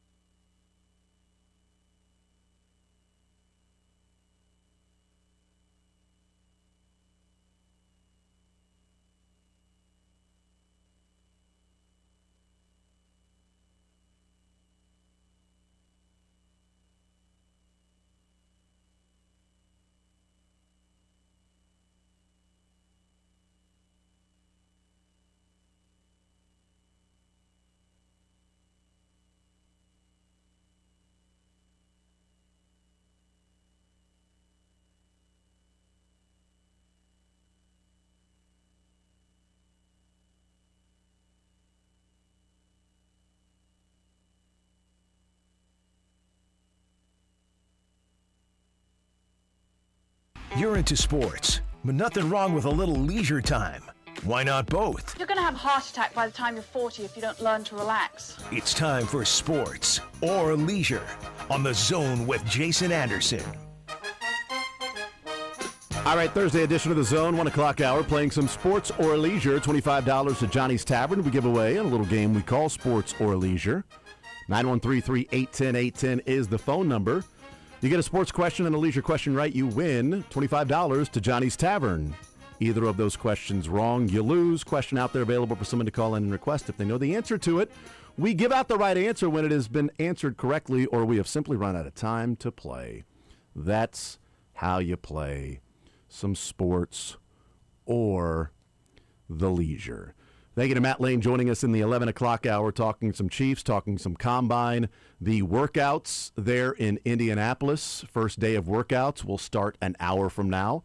All of the measurements happening today. So the attention that was paid and anticipated for Ruben Bain's arm measurements came in, and they were as small as people said they were. Short. As the arms are not small, they're just short. Dwight Freeney. You're hoping he's Dwight Freeney. Be the outlier. That's right. That's right. Hopefully that is the case, especially if the Chiefs take him. Chiefs don't take him, then you don't be Dwight Freeney. Be me. Yeah, right. Be Sterling Holmes. That doesn't seem to be conducive to sacking the quarterback. So we saw some of those measurements. Cassius Howe, shorter arms as well, but he talked about yesterday at the podium about having shorter arms, and it's like that's doesn't affect me on the field. Like, I'm getting to the quarterback, playing in the SEC, man. I'm one of the best pass rushers in the country. But an hour from now, we will see those actual workouts on the field and those that have chosen to work out or not. An hour ago, we talked with Alan Dietrich with the KC 2026 is the executive director and KC 2026 consultant on base camps, former Sporting COO. And I was going to say Alan Dietrich Sporting COO, but former Sporting COO, joined us to talk about how we ended up with, as a city, 3 top seeds in 4 countries overall. Because we're badass. That's the answer. It was a very quick interview. How'd we do it? We're badass. Thanks, Alan. Let's head out to our weather report. Ollie, it's cold. Thanks, Ollie. Badass. Thanks, Alan. So thank you to those that have joined us today in the show. We will be at the golf show tomorrow, Overland Park. Looking forward to that. And Sterling will be half in the bag, or how much of a bar will you smell like tomorrow? Like the full bar experience? Well, no, not a full bar, Jason. Just the part that's bourbon related. So, yes. For the kids, KC.org, go buy your $10 raffle tickets for a chance to win one of the best bourbons you cannot find anywhere. Again, you cannot find the majority of these bourbons. They're all specialty, to put it mildly. Yeah. It's an incredible event. It all goes to a great cause for the Kids Foundation, which is a subsidiary in partnership with Children's Mercy. Again, this is also me, nothing in front of me. This is because I care about this event. It's because this is something I'm passionate about. I will be there tonight. But again, they'll do a live auction and a silent auction, and there'll be a raffle, and you can watch it online. It's on YouTube. But you'll get a text if you win after the event. So tickets close at 7:30. The raffle and everything, we go through it at 8, probably around 9 to 10-ish. If I was a betting man, you'd get a text if you've won or not, and it is just a glorious event. Again, if you don't win, well, congratulations. Your money went to a great cause. If you won, congratulations. You donated. So lift spirits, win bourbon. Let's go. Yeah, that's forthekidskc.org, FORE. Yes. For the Kids, as in golf, since it started as a golf tournament to help raise money for mental health awareness and services for our youth, and millions and millions of dollars to Children's Mercy Hospital, including an entire wing now, and other hospitals that are now specifically dedicated to the mental health of our children and teens, all with For the Kids. So that's FORE, thekidskc.org, where you can go and buy your raffle tickets. 40 of these rare bourbon bottles will be raffled off tonight. And so to answer your question, tomorrow, yes, I will be. I'm drinking for the kids. Makes sense. If I don't do it, I don't care about the kids, and so That's a good point. I feel like I need to do it. So I'm drinking for charity. Is the moral of the story here? My largesse knows no bounds. I'm a kind guy. I'm not going to not do it. Yeah, no, I think I'm going to have I think I'll have maybe 2 cherry Cokes tonight in honor of the kids. Yeah. I'll be drinking for the kids as well. That's me really getting crazy, okay? Because I won't be drinking any bourbon tonight, but wish I was. There'll be no Coke around these bourbons. These all be neat. If the wife was in town, we'd be going tonight. But she's, I've got to work out of town. Who travels for work? I mean, come on. Like, I don't. She never has to deal with that where I'm out of town for work and she's got the cans. Never. But we won't be going. But hopefully next year we'll get a chance to do that. But we'll be out at the golf show tomorrow and hanging out there. Some cool stuff going on. We'll tell you about that tomorrow for the show. 913-810-810. I know we got some people waiting. Did want to pass along some news from the Combine. We talked about all of these different rumors, whispers, smoke, GMs meeting with agents, etc. Anthony Richardson has been, or at least the Colts and Anthony Richardson's agent have agreed to part ways and have allowed Anthony Richardson to seek out a trade partner. I'm assuming it won't take much to take the number 4 overall pick in 2023 off the hands of the Colts. Derek Nottie, this 6th for a 7th. You know, player-for-player trade. That's what's going on in the NFL right now. You know, we got a player-for-player trade earlier today with the Jets and Titans. Nottie, who's a free agent, by the way. I don't know how you trade him, but Nottie for Anthony Richardson. I don't know what you would want in Anthony Richardson either, but, you know. Your backup quarterback. Yes, that's fine. Sure. I'd be intrigued. Yeah, that's maybe. I don't know. I'm easy stronger Chris Oladokin. I'm excited. I'm very easily intrigued. Play for the local rugby team. He does warm up with the Rugby Bowl. Anthony Richardson. So that's also coming from the Combine today, is that the Colts and Anthony Richardson's time together is over. The 4th pick in the draft when it was here in Kansas City just a few years ago. And now he is going to end up playing somewhere else. We shall see. All right. Let's go to the categories here for the sports and leisure side. On the sports side, we have a number of players with the Chiefs in franchise tags left over from last week. And we have a new category. These are Combine Warriors. These are the workout warriors at the Combine. Some turned into stars.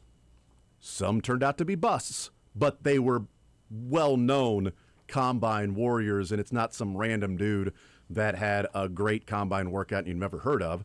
No, it's people that even if they didn't turn out to be good players, you knew who they were. Correct. So we've got Combine Warriors and franchise tags. Franchise tags specific to the Chiefs, Combine Warriors, the NFL. Leisure, what do we got, Sterling? We have Name That Movie. Still about 4 left in Name That Movie. We have the always favorite riddles. Well, favorite to me because I think they're fun. So riddles, Name That Movie. And then a new category. I just thought it'd be kind of fun. Name the president. So I'll give a Chad Boger trivia.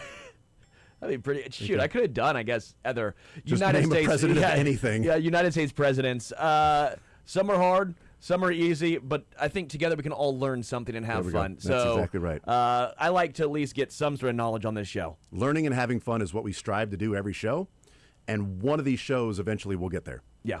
913-381-0810. I'm ready to play. Sterling, you good to go? Yeah, I'm ready to go. Michael, what say you? I'm ready. There we go. That's great. I appreciate that. Let's head to the phone lines, and we bring in Cajun leading us off today on a sports or leisure Thursday. $25 at Johnny's Tavern, premier sports bar, 10 area locations, including Lawrence and Topeka. Cajun, what's up, brother? What side do you want to start with, sports or leisure? I'm ready to go, too. Y'all didn't get that, did you? And living color, ugly wonder, I'm ready to go. Ready to go. Yes. I'm ready to go. That's right. There you go. I like it. Oh, well. No, I loved In Living. No, I loved In. I was a big fan of In Living Color. Absolutely. Yeah, Fire Marshal Bill. Hey! Let me tell you something. Homie, don't play that. Leisure. That's Let's right. do leisure. Which category in leisure? Is Sterling repeat them for me? Name the president, name that movie, or riddles. Let's do the presidents. Okay. This president was a peanut farmer before becoming president? Ooh, that was right before I was eligible to vote. That was Jimmy Carter. That sure was Jimmy Carter. I thought it was Jeffrey Planners. It wasn't him. It wasn't Jeffrey Planners. Interesting. Yeah. Wait, who's the monocle guy? Mr. Peanut. It was Mr. That's Peanut. exactly what it was. It wasn't Michael Nuts? Guess who was president when I was born?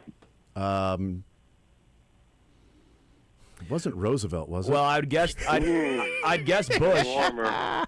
I mean, Bush was technically a president. The Bushes would have been during your lifetime, right? That he counts. said when he was born. Oh, when he was born. He just said Carter. He wasn't eligible so Carter to vote yet. was 100 when he passed away, so that would go back. So you got to look about 60 years, 40. Sterling's going to think of that while we go to the sports side, Cage, and we got franchise tags. FDR. I didn't want to break Sterling's brain, man. FDR. Eisenhower. Eisenhower. Wow. Yeah, nice. You were born. How about that? Reagan was just in office when I was born. That was the first person I voted for, and I regretted it ever since. Was Eisenhower? Because you were a child. Yeah, it was voting illegally. That's why you regret it. You want to break the laws. I was born on the night of the Nixon-Kennedy debate, the first ever TV debate. How about that? That's so now you pretty know cool. exactly how old I am. That's awesome.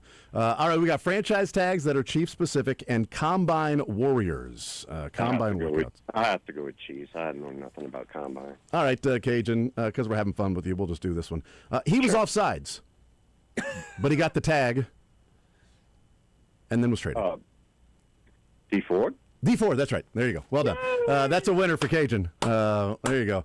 One aside, fellas. The last one I won from you guys went to the good nurses at Lee Summit's Cancer Center. Yeah. Oh, that's awesome, man. Heck yeah, Cajun. That is great, dude. We'll put you on hold, Cajun. You're the man. All right. All right. See that? Love Cajun. That's why I like when he wins. Look at the donations from Cajun. About that. I didn't know how many people would be able to get that franchise-tagged Chiefs player that he was offsides.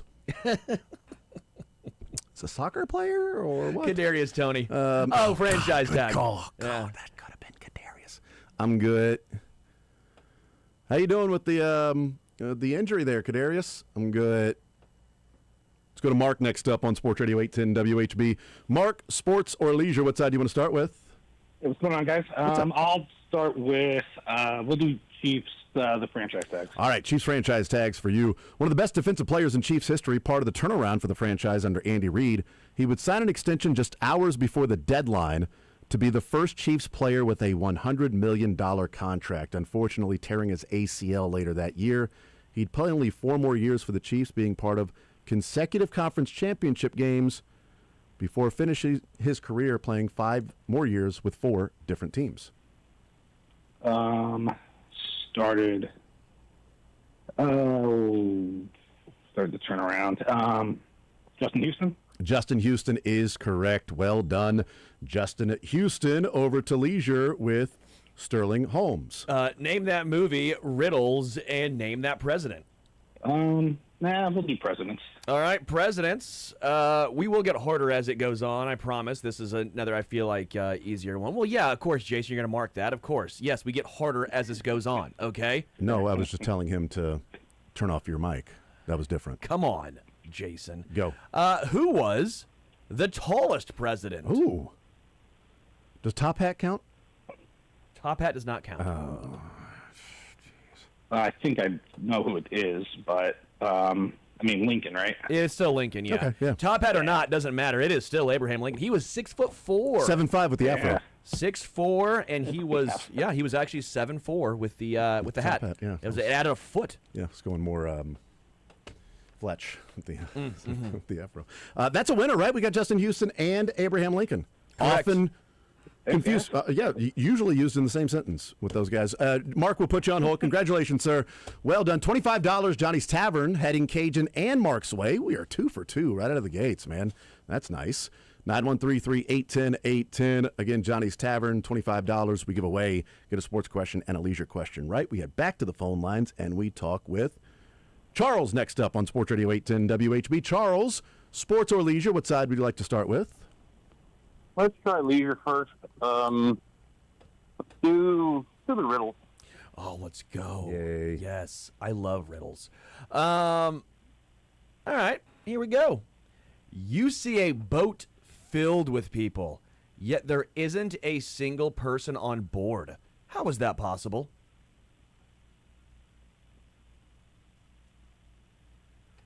Say it again. You see a boat filled with people, yet there isn't a single person on board. How is that possible?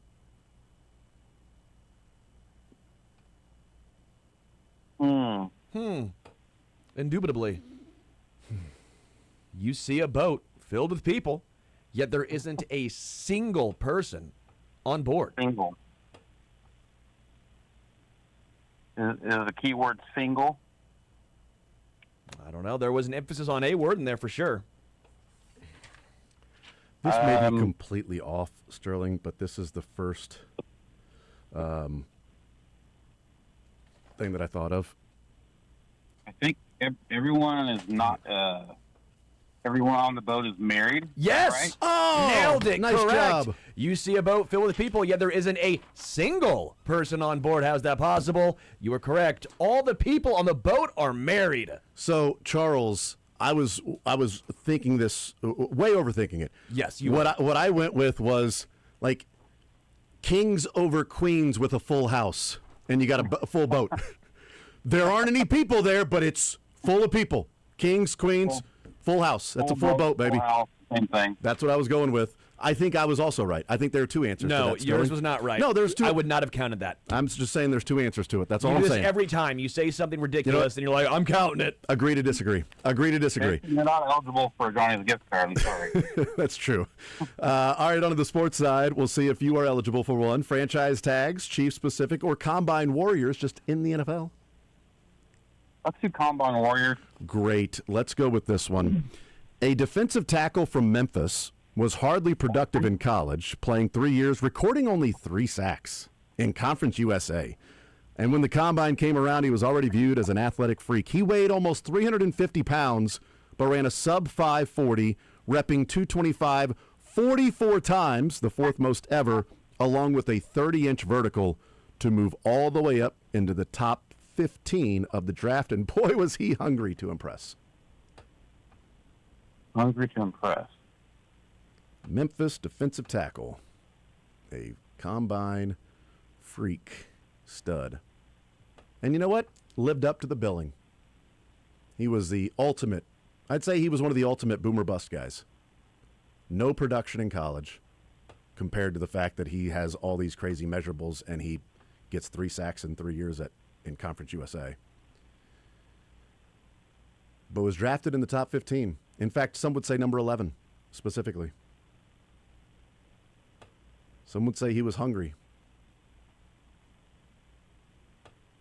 Like how far back are we talking? Like 70s, 80s? Oh, no. This is in the last You got 15 this one. years. You should get this one. There were some hints that were along the way. There was a nice trail that Jason left you. Yep, hungry. Mm-hmm. Memphis defensive tackle. I mean, that right Number there 11. I think is pretty good. Could be. You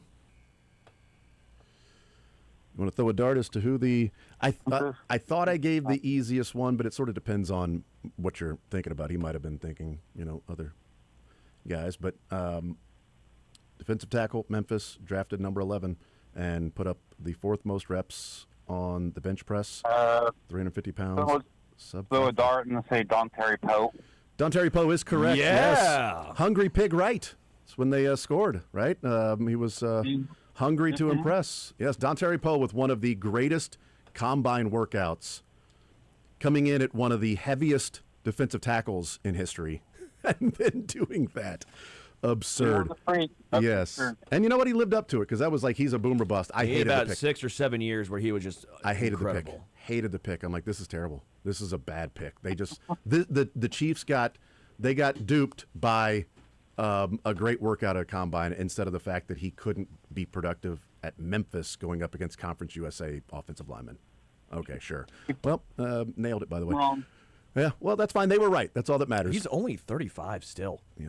That's crazy. Yeah. Charles, will put you on hold. Congratulations. Well done. Get your information heading to Johnny's Tavern with $25. Thank you, sir. Well done. Winner, Johnny's Tavern dinner. There you go. Yeah. 913-381-0810. We take a timeout. We come back. We continue playing some sports or leisure, those categories with Combine Warriors and Chiefs franchise tags, giving away $25 to Johnny's Tavern. We'll take a timeout. We'll come back. More Zone next. You're in the zone with Jason Anderson on Sports Radio 810 WHB. Living with vision loss can make everyday life challenging, but you don't have to do it alone. Alpha Point helps people stay independent, active, and confident. Learn more at alphapointvision.org. Kerry Limousine invites you to go back in time with their nationally recognized Kansas City Gangsta Tour. Few gangsta hangouts, drive by boss Tom Pendergast's Ward Parkway mansion, and visit speakeasies in the River Market. You'll even see the bullet holes from the infamous 1933 Union Station massacre. Tour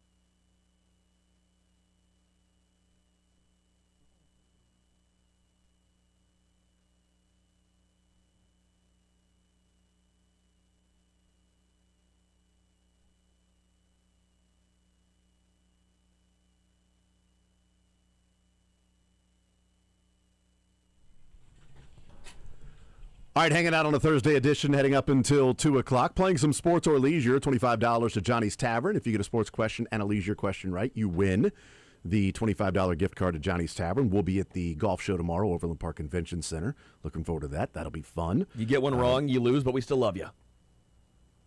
As far as you know. As far as you know. As far as you know. Let's reset the categories. On the sports side, we have franchise tags. These are specifically Chiefs-related franchise tags. Players that the Chiefs have placed the franchise tag on. And then we have Combine Warriors. These were workout warriors that made a name for themselves or really got praised at the Combine for their workouts. Some were busts, some were studs. What about leisure? Reset those categories, sir. We have riddles, which are always fun. We have Name That Movie. Always and then fun. the new one, Name That President. Yay. For example, the last one was, who was the tallest president in U.S. history? Abraham Lincoln. Yes. Nice job. And you said top hat didn't even count. It didn't even count. Didn't come into play. How about that? All right, we head to the phone lines, 913-3810. Was that combine height or was that... That's a great point. No, that was with... draft, the team. It was NBA, so it was shoes off. Okay. Flat-footed. Yeah. Let's go to Jerry next up on Sports Radio 810. Jerry, sports or leisure? What side would you like to start with, sir? I think I'll take the sports, and I'll go with the Chiefs franchise tag, guys, because I know there's not that many. Okay, very good. Former first-round draft pick out of Virginia, manned the left side of the line, forcing the number 1 overall pick to play the right side. He would play on the franchise tag, making his first-ever Pro Bowl, one of 2 players for the Chiefs to play on the tag and then leave via free agency the next year, signing a 5-year deal with the Dolphins. This was back a little ways, right? I think I know. I don't know. A little ways is a relative term because this guy manned the left side of the offensive line, forcing the offensive line. the previous number 1 overall pick to play the right side. And then this man would be franchise tagged, played 1 year, made his first ever Pro Bowl, left via free agency to the Dolphins on a 5-year deal, got paid. You said offensive line or defense? Offensive line, yep. Because he forced the former number 1 overall pick for the Chiefs to move to the other side or just simply stay there. Oh, boy. Or move after they draft. Will Shields? No, it is not Will Shields. Jerry, appreciate it, man. Thank you for playing, sir. As always, 913-381-810 is the phone number. We go back to the phone lines and we bring in John next up on Sports Radio 810. John, sports or leisure, what side would you like to start with? Well, I think I'll try to clean up the missed layup on the previous franchise tag. Okay, who was it that the Chiefs franchised? I think it's Brandon Albert, isn't it? It is Brandon Albert. That is correct. So yeah, they franchise tagged him, and the number 1 overall pick that they drafted played the right side, while this guy played the left side because he was drafted before. And then he goes to the Miami Dolphins. Brandon Albert is correct to leisure with Sterling. We have Name That President. We have Name That Movie, and we have riddles. I think Name That Movie's been very, very good to me. So let's do that. All right, name that movie. It's not a man purse. It's called a satchel. Indiana Jones wears one. Oh, that's Zach Galifianakis in The Hangover. That is. Good job. That is correct. Nice job, John. We'll put you on hold to get your information. Congratulations. Just that easy, that quick. Well done. Nice. He crushed that one. I thought that one I thought might take a little time for someone. It could have. You thought, like, who? I don't know. A 5-year-old? I don't know. Michael? Michael was smiling. No, Michael was smiling as soon as you said it. You think he knew that?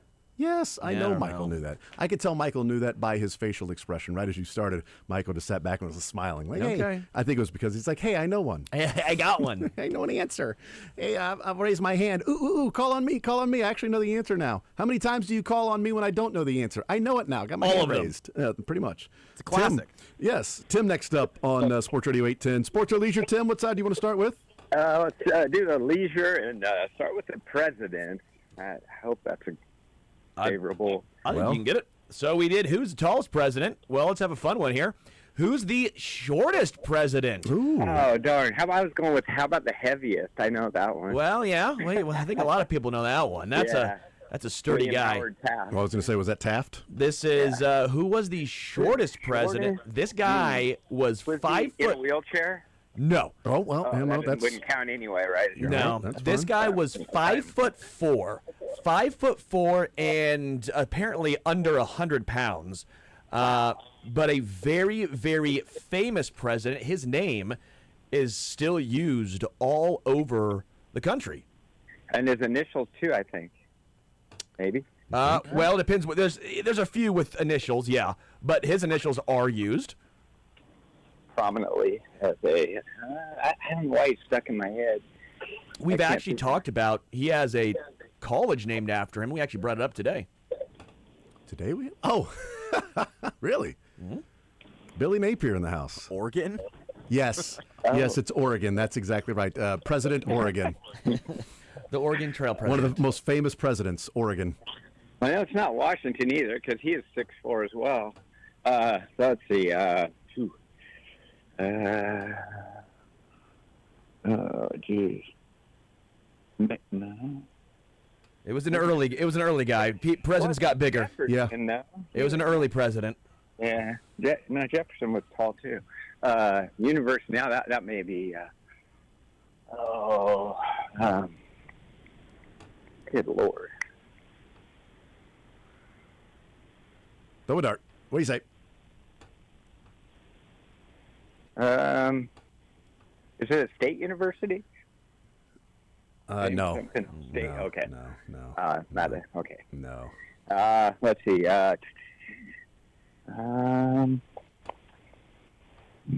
Man, I used to know them all in order. Well, I mean, start going through them.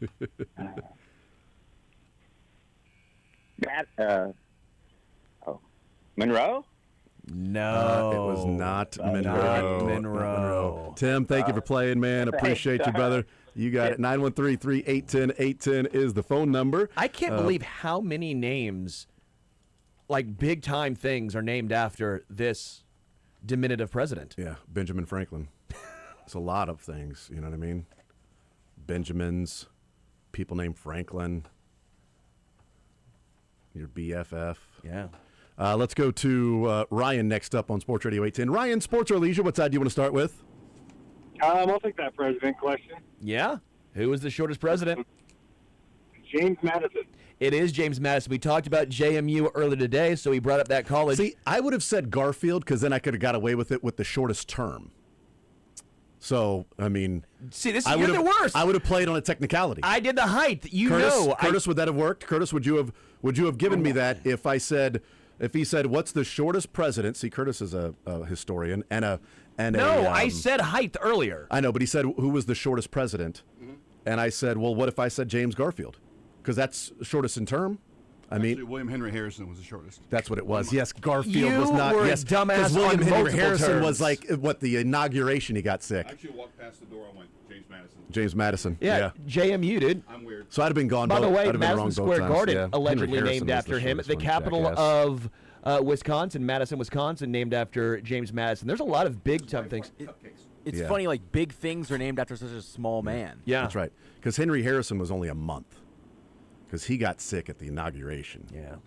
Because I'm pretty sure, was he the one that yes, he was there and he got the pneumonia because he had a 2-hour speech in the snow. Yeah. Dumb. So they said, look, being president will kill you. I mean, it's a very stressful See, we job. learn things on this show. That's right. And then Garfield, the second shortest. All right. And ate stature lasagna as and well. hated Mondays. Stature as well. All right. On to the sports side. Let's actually learn something and not get things wrong. Franchise tags and combine warriors. Ryan, what side would you like to start, or which one would you like to go with? Oh, let's go franchise tags. All right. Hall of Famer, one of the best guards to ever live. Played his entire career with the Chiefs, including 1 year on the tag, before reaching a 6-year contract with the Chiefs the next season. Hall of Famer. Guard? Yep, Hall of Famer, one of the best guards to ever live.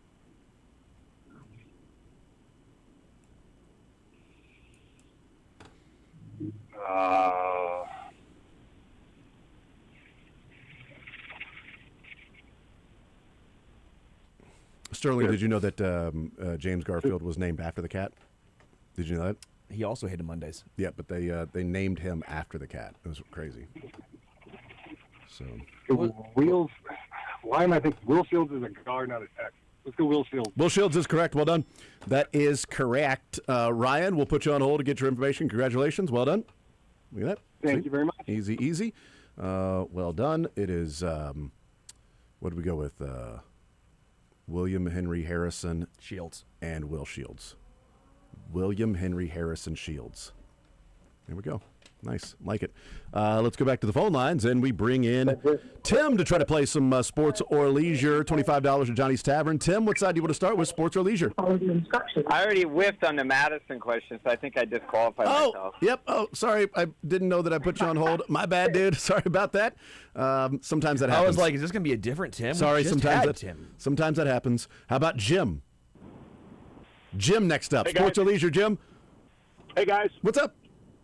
Oh, not much. I'll go sports first. All right, you want franchise tags? We have one question left there, and then we have Combine Warriors. I'll do the franchise tag. All right. Drafted in the first round out of LSU. Finished second in the league in total touchdowns the year before his contract. Contract year not as successful, but still resulted in the franchise tag. He'd play on the tag yet again. Another player that played on the tag before signing a 5-year, $56 million deal. Oddly enough, he would be part of a team that didn't even complete a touchdown pass to a receiver. Dwayne Bowe. The Debo Show. That is correct. Dwayne Bowe. See, the franchise tags aren't really that tough. They're kind of easy. They're kind of like your movie lines, Sterling. Yeah. Over to leisure with Sterling. Movies. Name that movie. Wait, I don't know why I said that twice. Name that president. Name that movie. And riddles. It's like movies, movies, and movies. I'll do the movie, please. All right. Here's the deal. I'm the best there is, plain and simple. I wake up in the morning and I piss excellence. Yeah, so you can see the movies that Sterling has seen. There's 10 of them. 10 movies Sterling has seen. Talladega Nights, Ricky Bobby. Yes, that sure is. Yes, Sterling has seen 10 or 11 movies. I'm not sure. There's a few of them out there. Jim, the hockey team. I wake up in the morning. Yes, I piss excellence. I get it. Yes. Just a great big giant winning American machine. That's exactly right. I like the way he's talking to you right now. Jim, we'll put you on hold, and you'll get to talk to Michael. Congratulations. Well done. $25, Johnny's Tavern, giving away a lot of them today. We got a lot of winners, and I really blame myself with the franchise tags. Yeah, these are pretty easy for you. Yeah. Mine can be semi-easy sometimes. I've already got 6 right answers today. Like, we've had 6 people answer the sports side because we correctly. care. Well, I mean, it's because we love our listeners. Yeah, that's exactly right. Let's go to the phone lines. And Shane next up to play some sports or leisure. Shane, what side would you like to start with, the sports side or the leisure side, sir? Well, I like to do sports. I like to make it 7. All right. We only have Combine Warriors left. No. That's all right. Well, I guess that's all right. I got you. I get you one. Well, all right. Let's go with this one. All right. This man wasn't selected in the first round. In fact, he went in the 6th round. And he was the 5th center taken that year. He had the best shuttle time for an offensive lineman ever, ran a sub-5 40-yard dash, and the 3rd best broad jump for offensive linemen. He went on to play 13 years, 7 Pro Bowls, first-team All-Pro 6 times, taking the center position to new heights. And this is the whole NFL or is this the Chiefs? Whole NFL. Whole NFL. Whole NFL. Wow. 13 years, 7 Pro Bowls, 6-time All-Pro. You can't say the end again because the end 6th gives it round, away. 5th center taken, incredibly athletic center. Yeah. Helped change the game. Yeah, he helped take the center position to new heights, some would say. Gosh, wow. I can't believe I missed that. What? That clue. What are you looking at me like that, Sterling? I heard you say new heights. I'm like, what's going on? Anyway, that's Jason Kelsey. Oh, it was, yeah. Sterling, why? I was just writing. I didn't. Oh, no. That's just handing. I feel like Mick right now. That was the wrong turn of phrase. I feel like Mick right now. I should have said elevated the center position. Welcome to Everybody Wins. I should have said elevated the center position. That is such a Freudian slip. What are the odds of that? My bad. These days, everyone gets a trophy. Jeez Louise. Oh, my goodness. Get off my lawn. Yeah, I know. Jason Kelsey. 5th center taken in the 6th rounder. Shane, we'll put you on hold and get your information. Go over to leisure. I got to do leisure. Oh, you know what? I thought Shane was the one that answered the easy question about Talladega. afternoons. Go ahead. Sorry. Yeah, Sterling? you said you have movies and what else, Sterling? What else? is left? I have name that movie, name that president, and then I have riddles. Gosh, let's do presidents. I like that you put that in there. Thank you. It's because we care. Yeah. All right. This is a fun one. It's a hard one, but I'll give you more clues if you can't get it because I thought this was a great fact. This president of the United States was giving a $20 speeding ticket for riding his horse and buggy too fast down a street in Washington, D.C. Imagine that. You're the president, and you get a $20 speeding ticket, which, by the way, the 18th president, this was back in the 1800s, that's got to be a lot of money. Yeah, $20, that's a lot. And he was going at least 8 miles an hour. For a riding his horse and buggy too fast down a street in Washington, D.C. At least 8 miles an hour. 1800s? Wow, that's okay. He was also the 18th president. Yeah. Sometime 1800s. Oh, 18th president. Correct. Oh, that's, and he was also I'm thinking of the right guy. He was a war hero. He sure was. Ooh, baby. I think that might be Mr. Ulysses S. Grant. That is correct. Nice Good job. one. I just love it. The fact that a $20 speeding ticket for riding his horse and buggy too fast in Washington, D.C. Well, nobody's above the law. We know that, even with presidents. Shane, we'll put you on hold and get your information. Congratulations, sir. Well done. Thanks, guys. Have a great day. Absolutely, you too. How fast do you think his horse and buggy was going through town to get a speeding ticket? Well, how much is 1 horsepower? Maybe he had 2 horses on He it. had 1 horsepower. He had 2 horsepower. You're only allowed 1 The full horsepower. 2 He had 2 horsepower, horsepower. man. This thing can get up and go, man. I got 3 horsepower in this one now. Imagine giving a writing it to the president saying, "Hey, man, I'm sorry. Do you know how fast you were going? No, because I don't have a speedometer. Do you know who I am? How fast did he know he was going, Sir? He doesn't have a speedometer. Did he take his phone out and video the stop just in case? Was the body cam footage? Do we have? Do you think he have paid footage for of it? that? Do you think he paid for the? I mean, I guess you kind of have to, or do you just take it out of the treasury fund? He just never paid for it, and he had a warrant out for his arrest next time he went through town. So do you have an Andrew Jackson I could hand you? He's actually hands him Andrew Jackson. I'm actually going to hand over Andrew Jackson to you. That's pretty good. We learn things on this show. This is the show that is smart. You're in the history zone. That's exactly right. Let's be in the commercial zone for a second. We'll take a timeout. We'll come back, continue rolling. More zone next.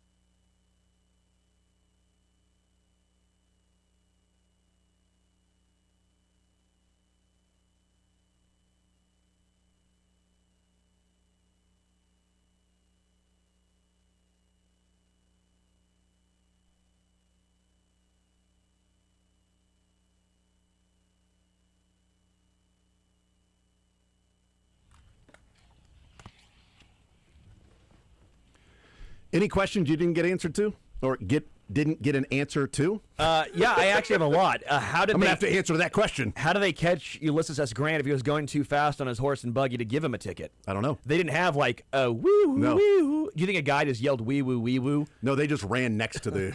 Hey, pull over! You're going too fast. Thank you. Can you please get a? Did he pay with a $50 bill? I looked it up. It was at least $700. The inflation calculator. It only goes back to 1913. I couldn't go back to. What if he's like too long ago? He's like, look, all I got are these 50s. I only carry $50 bills on me. Sorry about that, man. That's all I got. Do you have for change? Do you have change? Because 50. I have all I carry. I have pennies. Yeah, keep the change. I don't even want anything else. He paid in pennies. I want nothing else. I just want all I have is $50 bills on me. I did not. There were no questions out there that I asked that I did not get answered. So Well, you helped him every step of the way. I mean, yeah. Sometimes when it's these obscure categories, I sometimes go over the top with too many hints. Yeah, man. Jason Kelsey, real obscure. I didn't say they were obscure. I said some were busts and some were studs. I just happened to. We only got 2 questions. We didn't even get to some of the busts. The combine workout warriors that did not work out with their careers in the NFL. Didn't even get to those. But we have exhausted the franchise tag category. That is gone. So next week, gosh, now I got to do more work. Oh, it sucks. Figure out more questions. Thank you to Matt Lane joining us earlier, KC Sports Network, KC Laboratory Podcast. We asked him about the comments that Nate Tice had yesterday in his Football 301 podcast, saying he's really liking the smoke around ETN and the Chiefs, that he's liking that combo.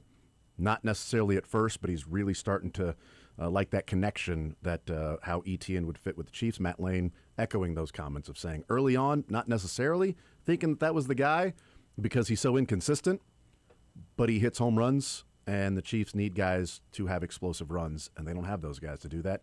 And ETN, Pacheco, Hunt, and Smith on 65 more carries combined for 22 rushes of 10 or more yards. ETN had 26 alone on 65 fewer carries. Also broke more tackles last year than those guys did combined, again on 65 fewer carries. So you are improving. You're also not paying top end for Breece Hall or Kenneth Walker. We also talked to Alan Dietrich that did yeoman's work, let's be honest, the executive director and KC 2026 consultant on base camps, former Sporting COO, and attracting different countries to Kansas City. Today, Sterling, the 14-year anniversary. The 14-year anniversary to one of the greatest sound bites we've ever had, where bowling was at the height of bowling. Oh, yeah. And Pete Weber, trash talking with a fan, back and forth, sets up with his final ball, 10th frame, last attempt to win. And here is one of the greatest sound bites we've ever heard, a bowler or not. Strike to claim it, a strike to claim it, and he got it! That is right, I did it! That's number 5! Are you kidding me? That's right! Who do you think you are? I am! Get it right! I love. Do you know why I did it? Because that's why I did it. Who do you think you are? I am. You know what's great about that is I did it. I did it. I busted that out last night at darts. I had to get a double. Did you really? So we play 501 double out. I hit a double 2 to win. I hit the double 2, and I had to go with the "Who do you think you are? I am." That's right. I did it. And you know why I did it? Because that's why I did it. Whatever Who do you that think means. you are? I am. He was so enthused he couldn't even figure out syntax or how things are supposed to go in order. Great story, by the way, speaking of Pete Weber. So when we first moved to Louisville, Trent Green was in town, and introducing him to somebody that was part of the station, in a way, sort of sales, but didn't know anything about sports, right? So we're saying, oh, well, Trent Green is in town. I mean, that guy was a Pro Bowler. It was an awesome player, right? Super Bowl champion. Yeah, Pro Bowler. She meets him and starts asking him different random names. Do you know this person? He's like, no. Do you know? She's like, well, all these people bowled on the tour. Were you not a Pro Bowler? True story. Oh, my gosh. True story. She was like, you said he was a Pro Bowler. Well, Yeah, I guess I should have. Also, how do you know the different professional bowler names and not Trent Green? And how her first reaction wasn't, this guy's huge for a bowler. Big bowler. Yeah, you would. I feel like I would have known maybe the best looking bowler on the tour. What was your average? About 275, going yardage versus points. Yeah, he's like, wow, that's really high. 275. Well, did you ever have a 300? I had a lot of 300 games. Are you kidding me? Yeah, I had tons. so many 300 games in my life. It's crazy. I had a lot of help from people around me. You Always know? smelled like barbecue when I played in Kansas City. Oh man. Well, she was like annoyed. She's like, "How do you not know these people? I thought you were a Pro Bowler." Yeah, I was. I am.